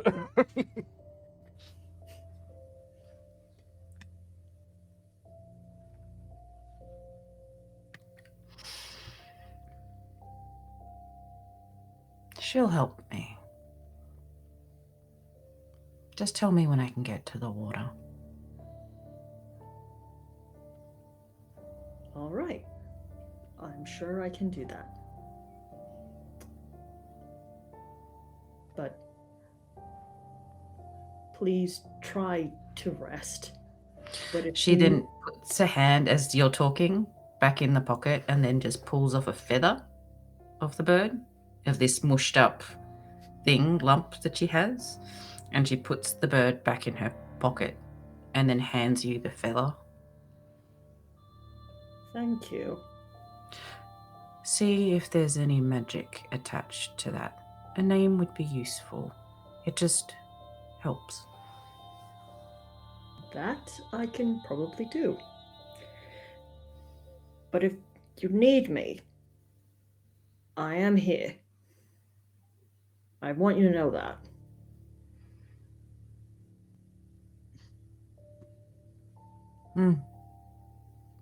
You're safe. That's good. I'm glad that you're safe as well. It'll be fine, sir. Just get me to the water. Tell me when I can get to the water. Thank you. All right. Eric is going to kind of sit himself in a thing and try to concentrate and try really, really hard not to think about the fleshy stress toy she just showed him. He didn't realize there's a bird in a pocket. He doesn't know why there's a bird in a pocket. But you know what? Ada's weird. Hugo knows why there's a bird in her pocket. You were wheezing and trying to run away when it happened. No idea. Just, I'm gonna go try to do an arcane thingy on this feather here. Arcane lore check. Yeah. Yep. I do not have any particular arcane lore, so I'm just gonna do it with straight intelligence. Is that fine? Yep. Yep, What arcana do you have, real quick? Mind arcana specifically, but I don't think it will apply here. There is another magic user waving his pencil at you. Also. Well, The you can come in identify here. guy. Oh, right. Stop banging on the cell and come here. As I stopped banging on the cell, I was like, yeah, so I was running through the day, and I explained to him, and as I'm walking and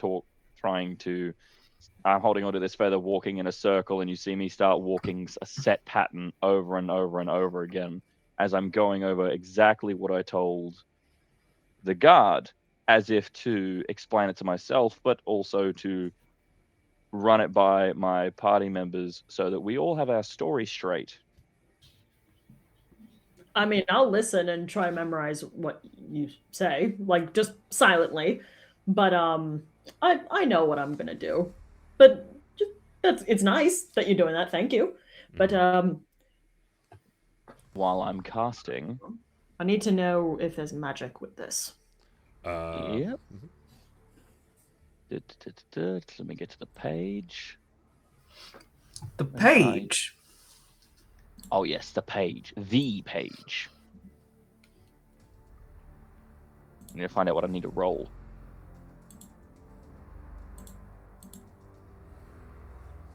Just one moment, it's loading. Are you talking about the detect enchantment or the Identify enchantment. identify enchantment? Yeah. I believe you just need to make a casting roll. I don't know what the TN would be. It says target number 10. Cool. So you need to roll a You need to roll 10 or higher. intelligence test above 10. Yeah. Yep. So I add my intelligence to it? Yeah. Oh, then 13. 13. Cool. Yeah. So Sweet. it goes off. And you just see me just walking in that circle, repeating the same pattern, which you thought I might need salt. It was obviously a joke. I just wanted to use up some of your supplies for fun and make your floor dirty. And I cast Identify Enchantment. Cool. The feather, as you're looking over the feather, you gather there is an enchantment. There is an enchantment. It is faint. Almost more of the sense of like you gather that there is residual on this. There is a sort of there's an aura around it that tells you there was or is an enchantment potentially on the bird itself. It tells you what. Can I grab the bird and use that same Identify Enchantment on that? Or I can be like, pass me the bird as I'm walking in the circle? I believe to do that would require another casting of it. Yeah. Let me You would need to check. do it again. Yeah. Well, I have the magic points for that because it only costs 2. Yep. Pretty good. Just let me write down this. Was/is enchanted ?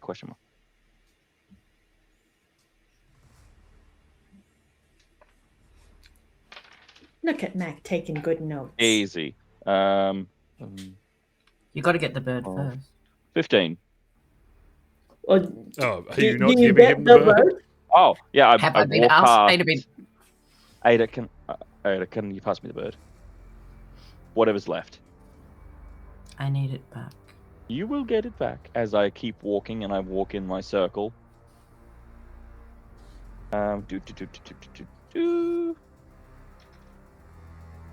And I walk in my set path, and yeah, so that is a 12, 15.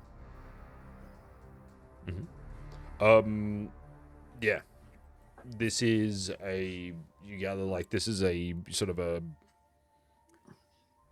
quite an intense, more or less like nature arcana, or I believe, I'm just trying to remember what it's called. Sorry, I had it and then it's gone. Yeah, it's a very, but basically it's a very, this is a very primal, nature-based arcana spell, which is more or less the ability to, it's very similar to like a familiar, like an animal familiar, except it is more or less forced. Like, it is quite literally like a dominate animal to serve as quite often to, that this magic is quite often used to serve as a messenger or a spy, as it, allows you the ability to utilize that animal's senses as your own, as well as anything, like, while that animal is still alive,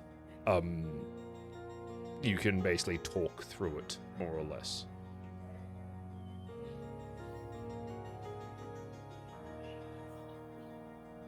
Got it. This I'm going to. This is like.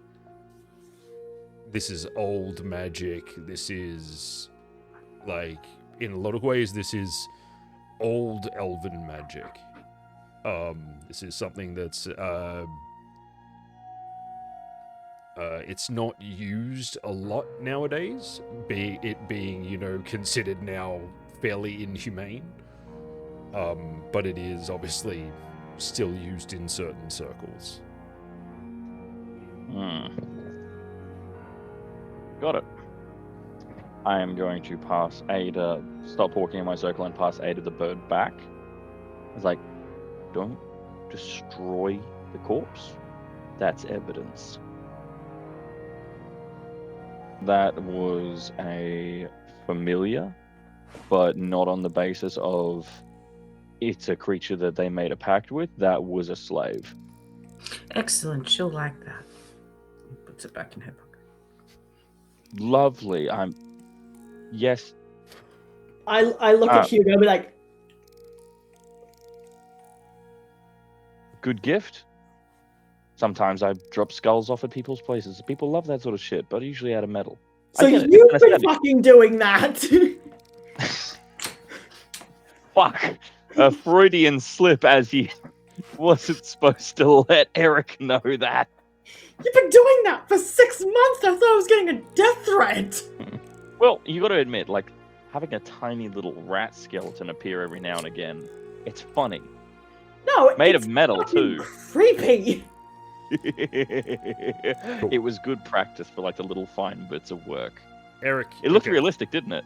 So, Eric, Hugo, what are you doing? Trying not to process what Ada just said, and trying to go through and piece all this together.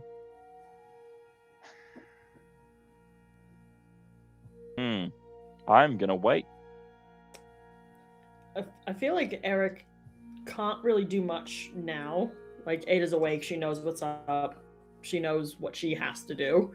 I think he's just gonna kind of sit down and just honestly silently almost like pray / talk to himself. Like, we'll talk like kind of almost to his mother, just simple down. Simple magic. Just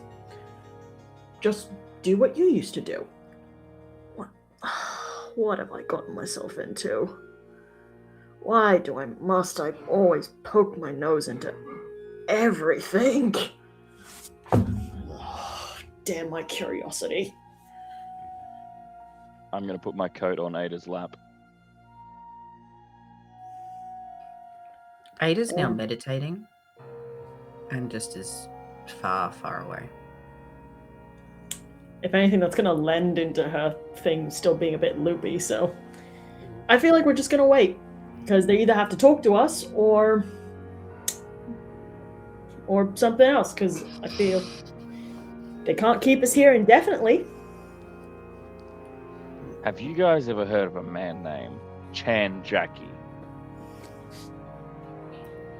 Torfman. I remember this moving picture, where he peed on his clothes and he managed to invert the bars. And I've always wanted to try that. But see, as the steel I work with is a bit too good of a quality, but I wonder if it will work with these bars. Not that I'm thinking of trying to escape. I'm just running the theoretical to keep my brain busy, thank you. Please don't pee in here. Just I'm not going to pee in here. Please don't. We don't I need won't. that. Please cut to something else. Torfin, as you and Sigrid are approaching the guardhouse, you see as she pulls this like folded note from her like from a pocket and hands it to you and says, "When you're out, give that to Eric, will you?" Will do. I'll just stuff it in a pocket. What now? She heads down into the guardhouse, into the stockade, striding up to the front. So this like front desk area where you see sort of two guards and this sort of like captain character.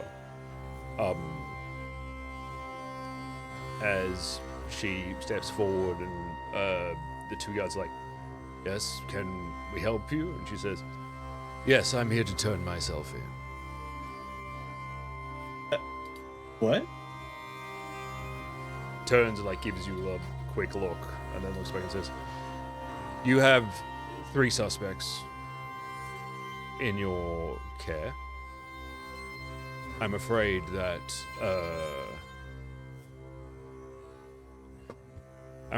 you have found me in a bit of a predicament here. I realize that my actions may have caused a bit of a kerfuffle. And you see as she says so, as she's speaking, she pulls from her pocket this like silver token and places it on the table and like drags it pointedly across towards the guards. And she says, "I may have borrowed Ada's accoutrement while I was out and about. I may have been in these areas that you're speaking of, in the northern districts towards the warehousing, in the southern districts near the gatehouse, and once again in the slums. I did take another form from a scroll that I believe I took, and I may have absent-mindedly been thinking about Ada. You do know how pretty she is, of course. I'm afraid you have my friends wrongly accused, and I would like them released immediately." The guard, this sort of like elven captain character, steps forward as he says, "That seems oddly convenient." She smiles at him and says, "Well, it's not every day that you get to take in the head of the Varg in Vargard, do you?" As she smiles and he sort of like seems to be visibly conflicted. She turns and like seems to be trying to like almost like tensing and unclenching a moment as he turns. She's like,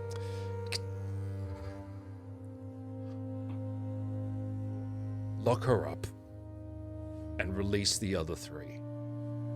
But keep an eye on them. As Sigrid turns and gives you a nod, Torfin, and says, "Thank you for escorting me. I can take it from here." Most welcome, ma'am. She turns and follows one of the guards as another one falls in line behind her. Looking at her, you realize this is a woman of the size and strength that she could easily take both of these guards quite easily, and she's just walking very calmly. Down in the cells, you hear the strolling of feet as one of the guards opens up the doorway, the cell door, and you see Sigrid ducks her head as she steps through into the cell, and is like, "Oh yes, I love what you've done with the place." "Oh, hello." My milkshake, bring other boys to the yard. Hello.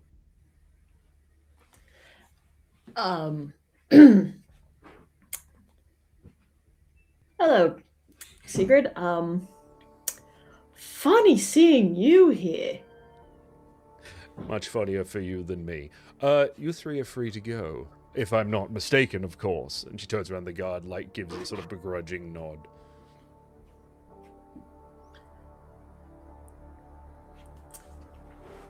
Eric is very conflicted and very confused, but he knows better than to question Boss's intentions. Boss always has a plan. Boss is always good at what she does. And as Eric is being let out, he turns around, smiles, and says, "Give him hell, Captain." She goes and sits down on a bench at the far end of the room, in between 3 or 4 other of these fairly large, very rough looking people, as she smiles at you as the gate closes behind you again. She says, "Don't worry, we'll be fine." At which point you see 3 of these other figures look up at you and give just a little nod. Well, I'm very glad we were able to sort out the confusion. Cool. Yeah, you are escorted back out the front, where Torfin is waiting. Ada just starts walking to the water. Cool. Torfin, so lovely to see you. I assume you're part of our little bail, yes?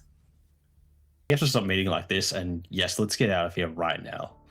That sounds wonderful. This place stinks of mold, dankness, and quite frankly, depression. Your place? And broken fathers. So your place. Excuse me. You're I don't have excused. broken father's part, and it's not dank. Thank you. And the mold is penicillin. Just Still clarifying. mold. Shh, let's go. You've got things. Ada, wait moldy up. bread. Ada's already walked. We need to go. Yeah. Do we want to walk a bit back?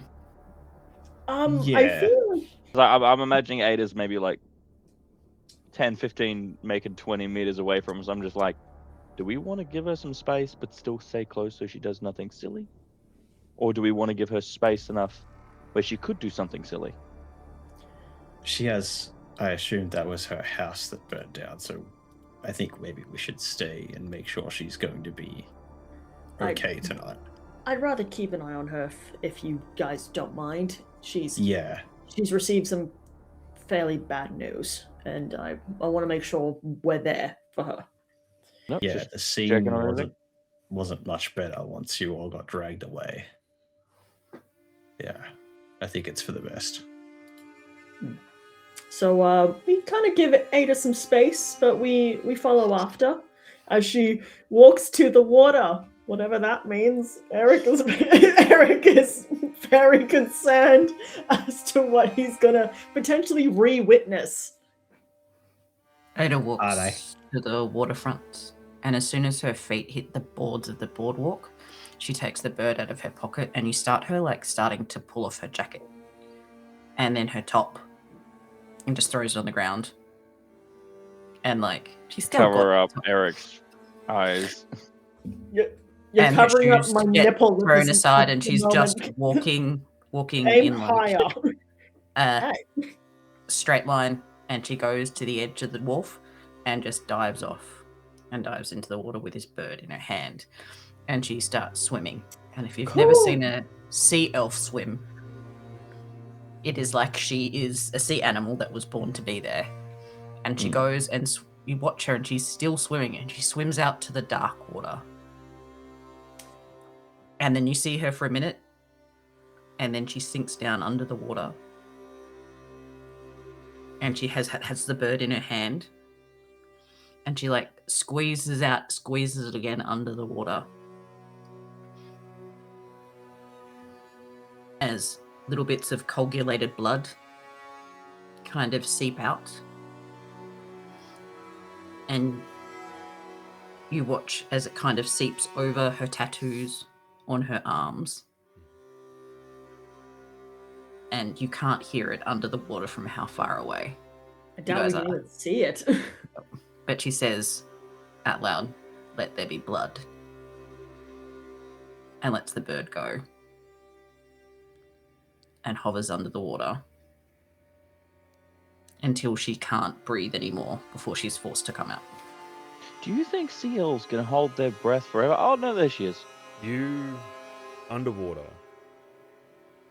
you're sitting there, and as you're watching, you watch as these dark tendrils and like ink drift from this bird. You see as the tendrils sort of like brush across your arm, you see the netting down your forearm almost shift slightly as it curls. Looking ahead, even through this like murky, blurred vision underwater and in the darkness around you, you looking out see in the shadows something shift. Something impossibly large, like a cable, like rope, bound, turned, rough, naval rope, just gently drifting around you, like a noose tightening. As you let the bird go, you watch as it seems to just drift for a moment, sort of limp and just broken in the water. And suddenly it is just all remnants of it are just pulled away into the darkness. And you speak these words, and a ripple runs through the water around you. This energy, this excitement.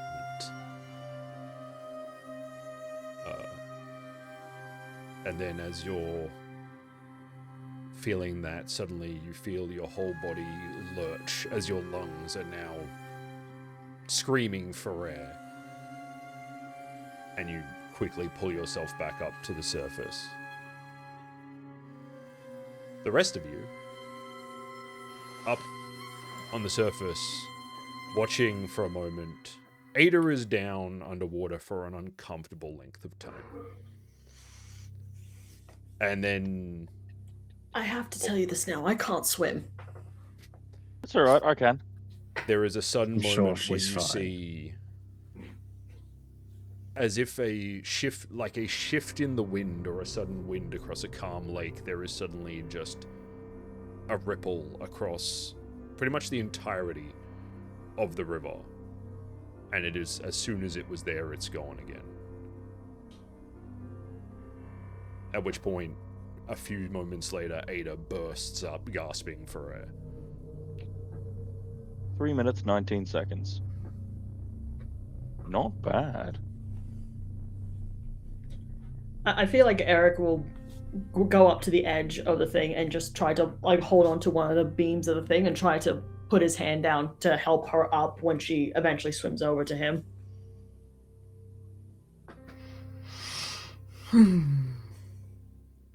Ada takes a moment.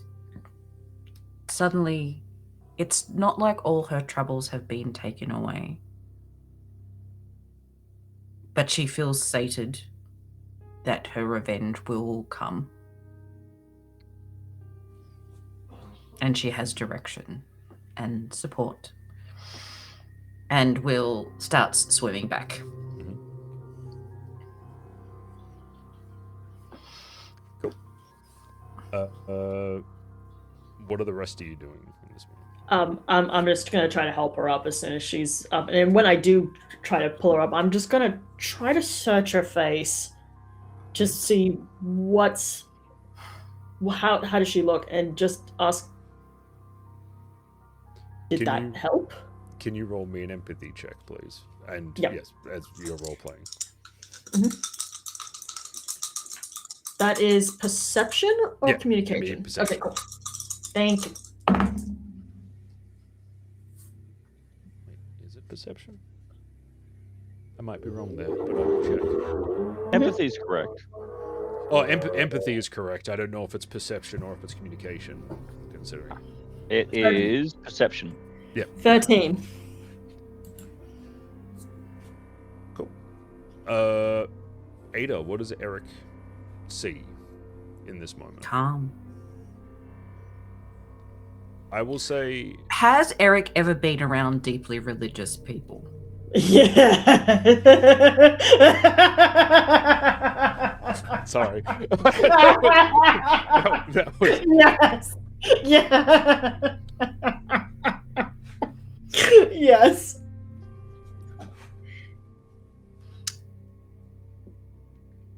I think that's There confirmation. is Yeah, There is, pretty sure. uh, Pretty sure. there is a zealot-like sense of calm. Eric is deeply unsettled by this. Eric. And the knowledge of surety that only people with true faith or that kind of like zealotry can possibly have. Mm-hmm. I will hand you back your clothes, having collected them back up, and be like, I know that look. Who are we bleeding? Yeah. Eric, Yeah. you, just so you are aware, just so we're all living. I'm going to try and say this as cryptically as possible. Fantastic. You recognize this look, and you don't know what's going to happen here, but you recognize this look to be a look that he would get before he did something truly terrible. I gotta do some research. Because just to tell how fucked are we. This is why I hate the gods. Mm-hmm. It's always problems, never solutions. You just see like Eric is deeply uncomfortable. It's almost like you had a crazy bitch sea goddess who then killed her husband. Like, it's- To be fair, though, on that, slay. oh man, Literally, yeah. slay. Cool. Ada just calmly gets dressed, and her body posture kind of, it's like it's still the Ada that you know, but it's just a little off in how calm it is. Okay, well, I need to make sure that the kids have somewhere to stay and the girls have somewhere to stay. So I'm gonna look after my people. Okay. Good night. Good night. Good luck. If you need bunks, I've got plenty of hammocks I can make. If as a temporary thing. Before you go, Ada, there's something else. I wanted to give you your time to process everything. Eric, I was given a note by the lovely lady, Sigrid, for you, and I figure we should probably all be together for this because something's going down. That I couldn't agree more. Hand him the note. All right, Dragyn. Eric hurriedly takes the note and reads it. I've sent you a message.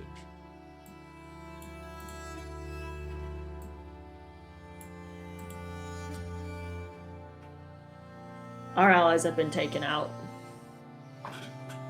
We're in trouble. Allies? We have many allies in my organization. And if they're out of commission, we're in trouble. We might be next. Should we get out of the city? As long as it's like, look, you guys can do what you will need to do, but I'm not leaving my home. I got nowhere else to be. Nope. Well, I think it's very clear that we were almost framed for murder tonight. A murder we did not do, besides, disgusting little hellspawns, but I digress.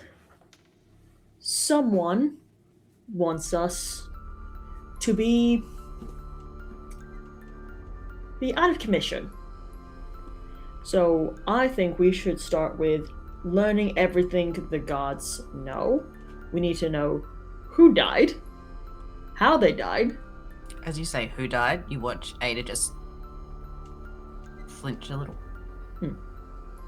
And why they want it on us. Because there's many other people they could have done it to, but they chose us in particular.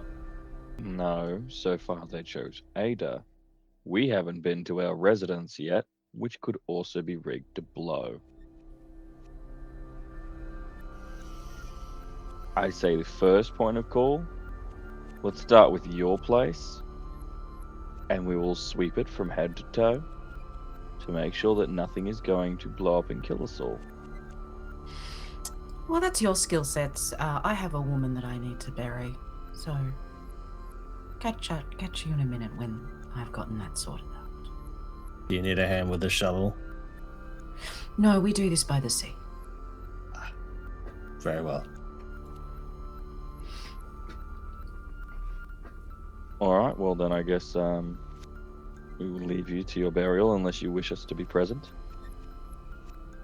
And start clearing skeletons out of the closet. Don't worry. It's all gonna be okay.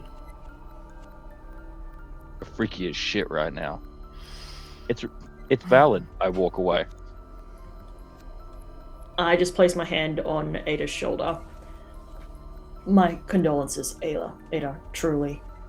I'm really sorry. I couldn't. Thank you for saving my people. I do understand now that many of my people would not have survived without you, so thank you. I owe your blood debt. It's just what I do. But That's what I do too. I look at Torfin. Well, let's go. Let's make sure that my clinic is not going to blow up. I've had enough fire tonight. Yeah. And Ada just... Yeah. Look, we'll find her in the morning. I'm sure that she will be fine. But, Ada just stops as she starts walking off, and she turns around to Hugo. Check on Saga for me. And then turns and walks off. You don't see it, but he's gonna look at you and nod, and he's gonna make his way to Saga first. And if anyone follows, that's up to them. Right I now, he think- does not have the capacity to communicate. I think Eric is going to just go by his shop. I think that is that's where he's going to go. Torfin, you're welcome to choose which one you want to Go with Eric. Yeah, you asked for help. It's probably best that we double check your space, considering it is someone you're connected to. I don't think Hugo is as deep in it as you, so I think it's probably prudent to make sure your space is safe. That, and also Hugo's house is rigged to shit, so if anyone gets past that, I'll That be is true. genuinely impressed. That is actually true, yeah. I'm more worried about the people they tried to send into that home than what we're going to walk Opens into. the door, finds a man in the pit. Oh no, empty door. And bits of like 3 other people just strewn across the place. Yeah, it wouldn't be Yeah. surprising. There's no pit. There's just hooked barbs that the floor lowers onto, so that they Guys, can't pull their feet out. Floor, so Where it's the not a fuck is pit, but the Jerry? floor lowers. It lowers like this much. Are you sure there's no bomb? Are you sure we're not gonna just go show up and it's like, where's Jerry? Over there, and up there. Gosh, I hope not. He's not denying it, so I'm just saying. There's no denial. Cool. So Hugo's heading to Saga's workshop. Mhm. It's It's on the water, so it should be nearby, right? Yeah. It's not far. Yeah. I'll head there, and- and then I'll head to Eric's. Yeah, Eric in Torfin, you're heading to Eric's surgery. Yes. Yeah. Cool. Hugo, you arrive at Saga's workshop. She is sitting in the main, like in her front area, front area of her workshop, with a few others just quietly chatting. She looks tired, looks pretty beat, but she seems happy and calm in this moment. I'm going to announce my presence by knocking from far away. She looks over like this. That's and weird for you. It's just like, oh, hi, thank you for the warning. Do you want to join us? Just having a drink? I'm gonna look at who she's drinking with. Do I know if they're part of the Varg? They are not. No. At least Saga. you don't know. You do not recognize them as part of Sigrid's retinue. Oh, good. Saga, I need you for about 5 minutes. Sure. Excuse me. Please continue.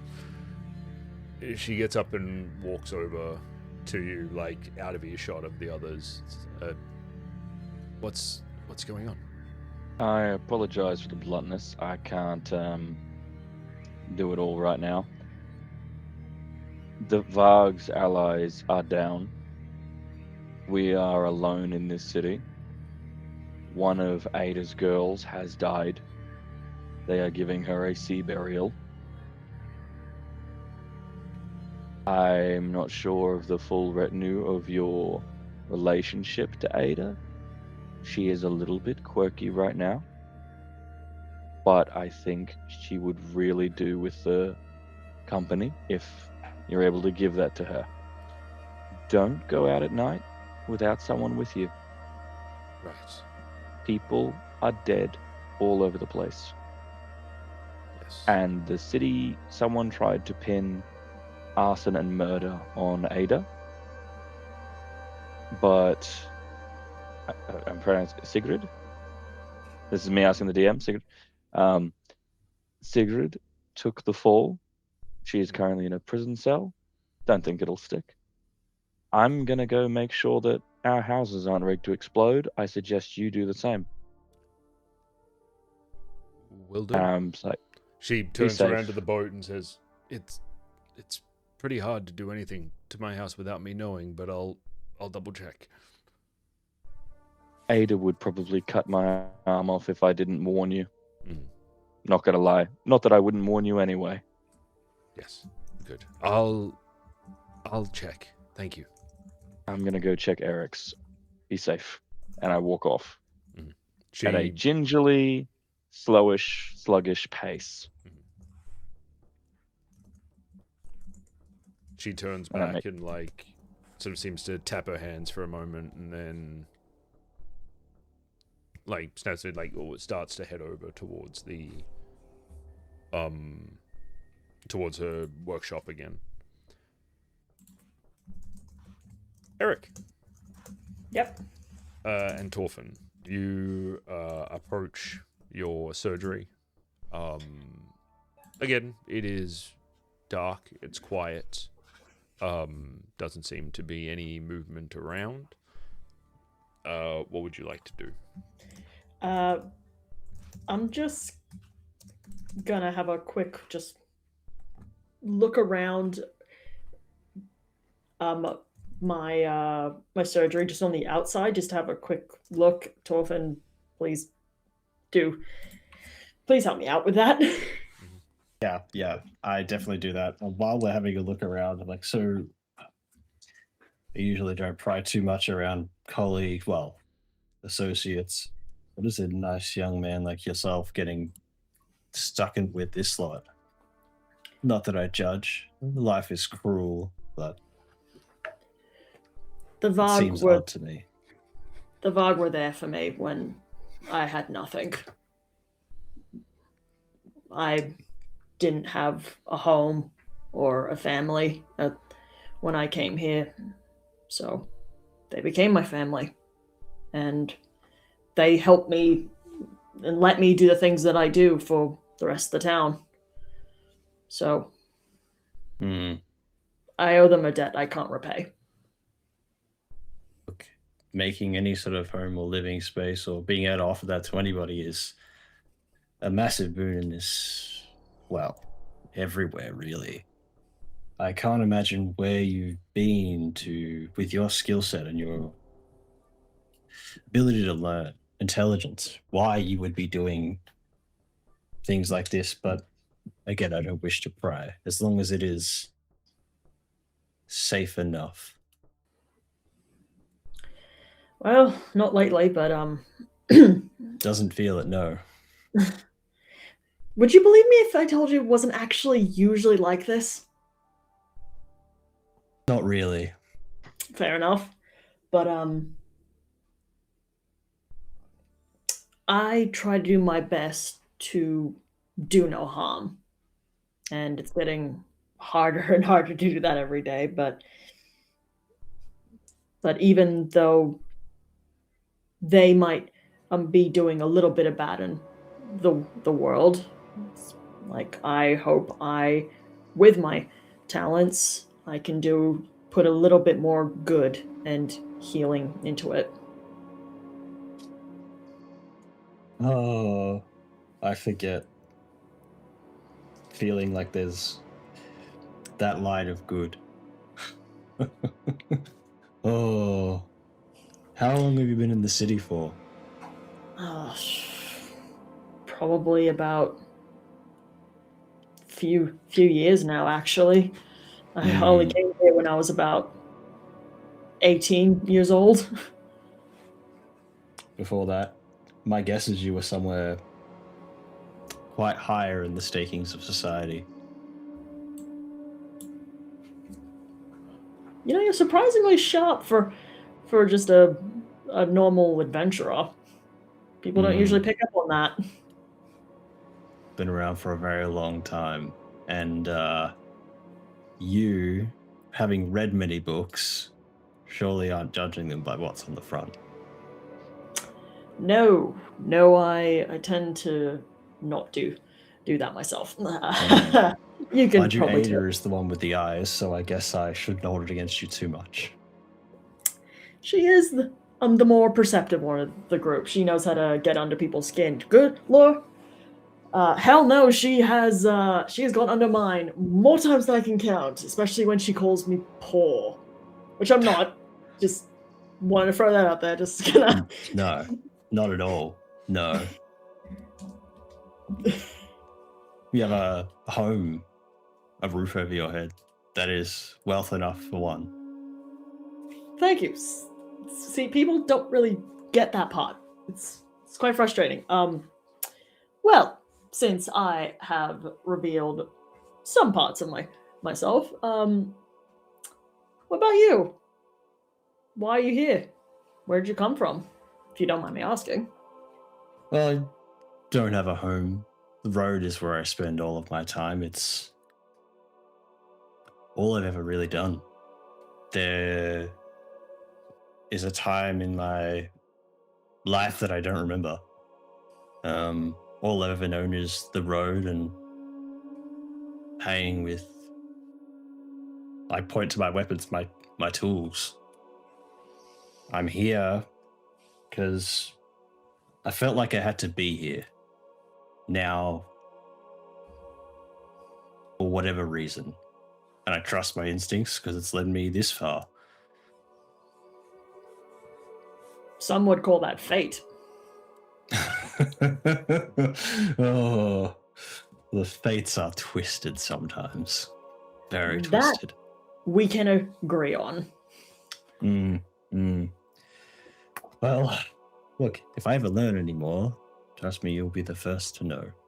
But not an exciting life that I have lived. Perhaps over maybe a couple of drinks. Doesn't take much to get me drunk, honestly. Perhaps I will share you a story or two from mine. Maybe how I even got into the bug in the first place. That sounds lovely. Well, I look forward to hearing it, but maybe if we make it through tonight, maybe we will go for that drink. But I haven't seen anything weird, and no windows forced open. The door seemed fine, so. Before Eric opens up his door, he just takes a breath in, just be like, "Dear Helen Mother, please keep my house intact and firmly unexploded and attached to reality. May the only thing blowing up today be everything else that has blown up today. Please just don't make it mine." And I just open the door, just bracing myself. You're a moron. You open the door, and there is suddenly just as you open the door, there is suddenly this loud burst of noise as you feel your whole body clench as there is just this bah! As you look down, you see Dagny, one of Ada's kids, just standing there going like, "Ha! I got you, didn't I?" Torfin, hold me back! I'm about to hit a child. I have all it's like I have I swore a blade in note one hand, to heal and pistol not in the other, harm. Child, I'm a doctor and I swore to do no harm, but you are testing me today. Sorry, what? I'm sorry, it's a joke. It was a joke. How do you children keep getting in here? Why do you keep leaving the window unlocked? That wasn't unlocked. Unlocked. It was. You better not have touched any of my things. Oh, I didn't touch anything. Everything here is spooky as hell. Oh. It's not spooky. Where are the rest of you? Oh, turns around and gestures, and you see Gunny with the other child wanders over and just waves. It's the others are scattered around. We heard there was a lot of commotion going on, and we needed to hide. And Ada told us that if we're ever in trouble, we could hide here. So Of course she did. yeah, she's the one who told us that the window's always unlocked. It's not always unlocked. The lock is just broken. It doesn't that mean it's always unlocked? I'm the adult here. You just I don't think you're winning this one, Eric. don't agree with them in front of. Don't I agree mean, with if them in front of me. if the lock is Front of them. broken, that means it can never be locked, which means it's always unlocked. Erica's really starting to debate whether or not if he could feed some opioids to children, would that make him a bad person? Anyway, He decides yes, it does. Where's Ada? And the short one? Okay, the short one is gonna be here shortly. Ada is a bit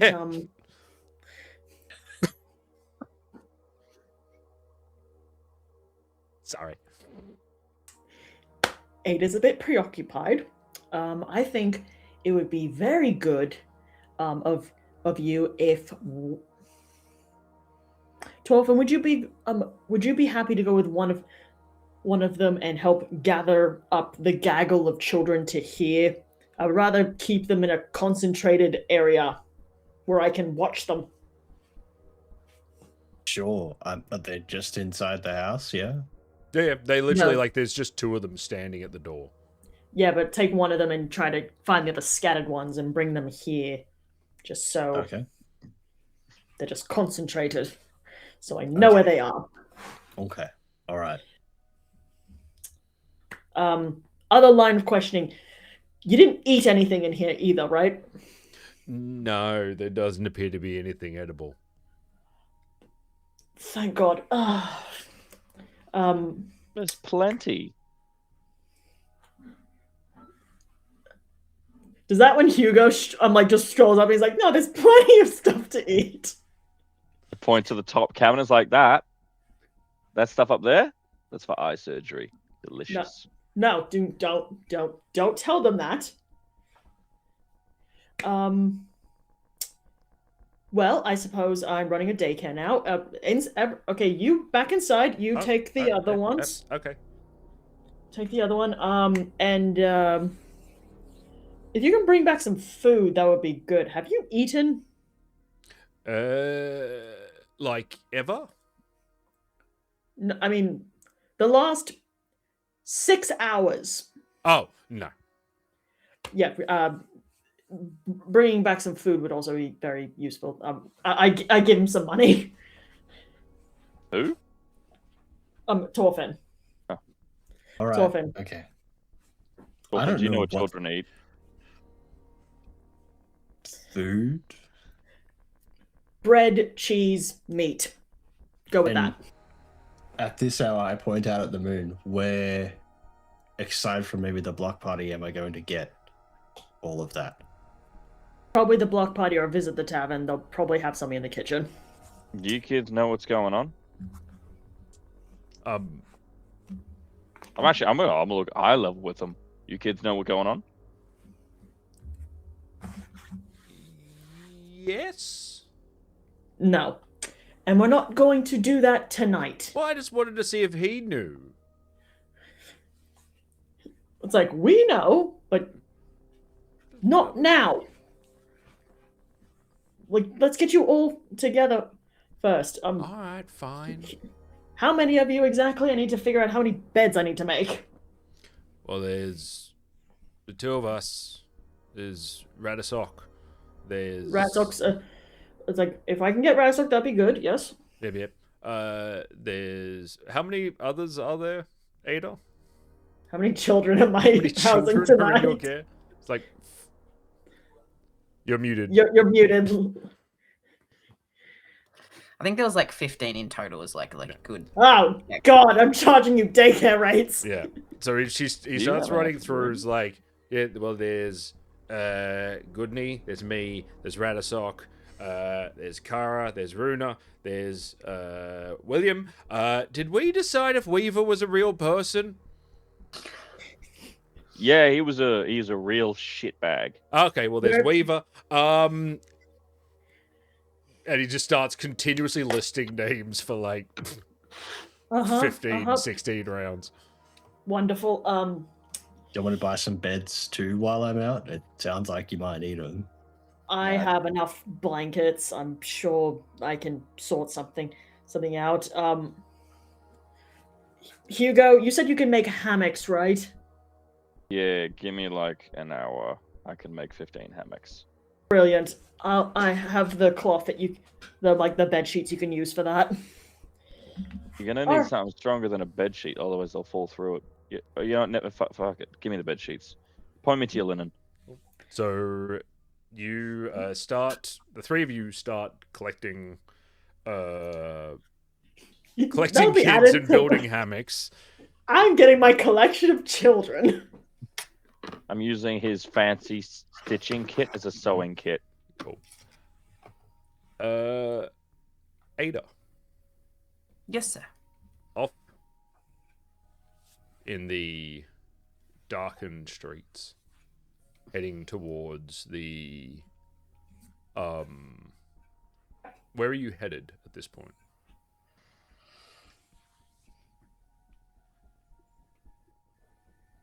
That's a really good question. I think she was generally just headed to the property to try and pick up any scragglers or make sure that people were getting looked after, and also to look for the body. Cool. You get to your hideout, and it is a heavily smoking rubble.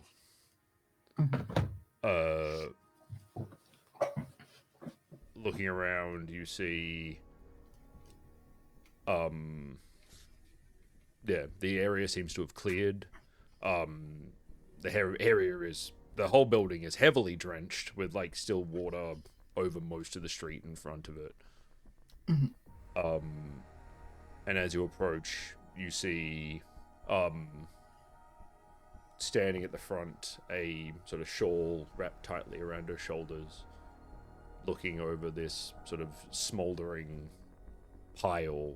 You see Olga just staring blankly at the building.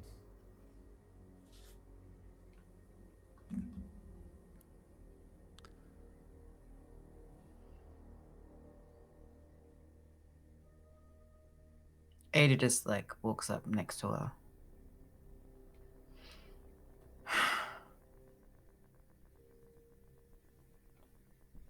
Well, I'm sorry, Liana. I didn't really keep you very safe now, did I?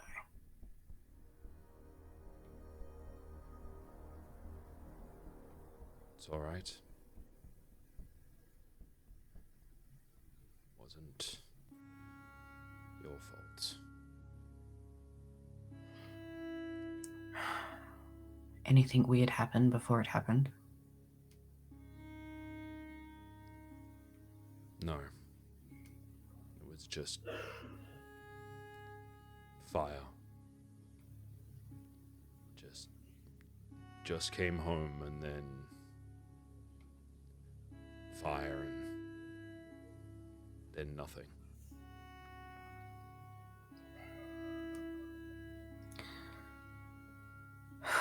Okay. Where did they take her?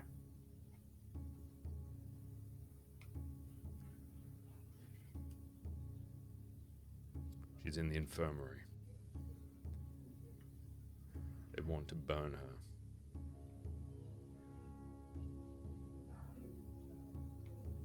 What?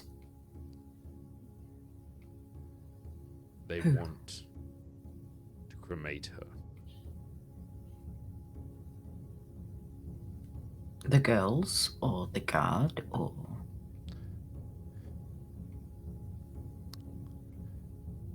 The medics.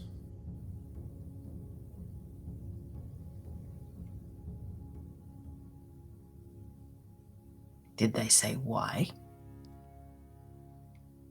That is how they dispose of bodies here, apparently. Just out of practice, you know that's fairly common across Yeah. most of Hymgard. I mean, Ada would have put her on her, done the whole little raft, fire thing for anyway. But she's just like, what the fuck? She's our people. I will claim her body to do a funeral. I won't have her cremated by the state and put somewhere.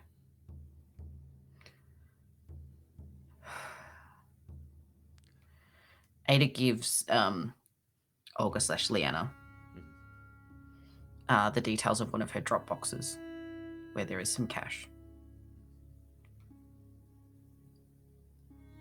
There should be enough there to keep everyone going for a little bit.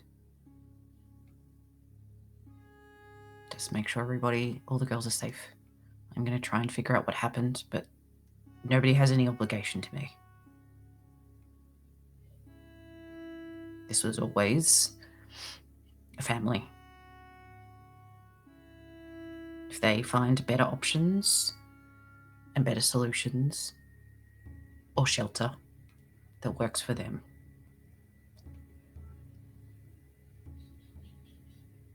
then I won't be holding anybody here.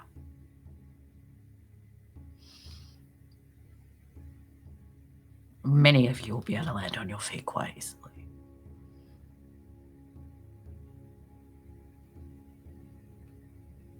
I'll let the others know.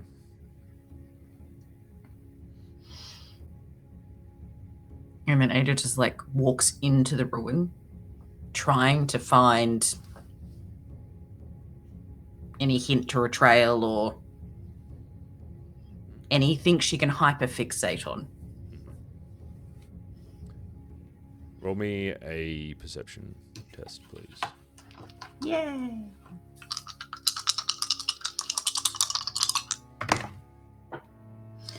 Yay! +2. +2. 18. 18. Because I'm assuming seeing is a Yes, you can use seeing. Yeah. useful. Yes. Strolling through the rubble,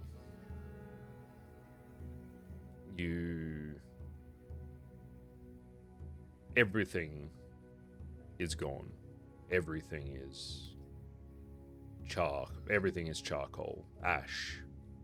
As you like pushing through, even finding anything that you find that looks relatively whole, you go to pick it up and it just disintegrates in your hand. Looking around, there's nothing but crumbled pieces of timber and burnt rubble, and you're about to give up and you're about to stop when you see, turning around on a bare piece of floor, on a sort of flat piece of on a flat surface, you see the light from the moon, and in that light you see a shape, and you look up, and on the rooftop across the way you see a tall, slender silhouette looking down at you. And as you Didn't we kill this motherfucker? look at it, the figure turns and takes 2 steps, and as it does, its visage almost just disintegrates into smoke as it steps away. And that is where we're going to end tonight's session. Oh my dude, god. come the fuck on. He didn't have a ratty brown hair, a top knot, and tattoos. Tall elven man. He's a different elven man. always The fucking elves, figure man. you saw, Was it Tarot Man? the figure you saw on the roof, by all appearance, it was cloaked, like seemed to be have a like a shawl or something on, but was visibly female. Fascinating. But anyway, thank you all very much for watching. Remember to like and subscribe and all that sort of stuff. Go and watch the other amazing TTRPG stuff that we have on our channel. And remember that we stream every second Thursday. Well, I stream every Thursday, but we stream every second Thursday over on Twitch at 8 p.m. Australian Eastern Standard Time. So come check us out there. We will be back in 2 weeks. So definitely come and check us out if you're all caught up. But until then, we'll see you all next time. Have a good one, y'all. Let us traumatize you.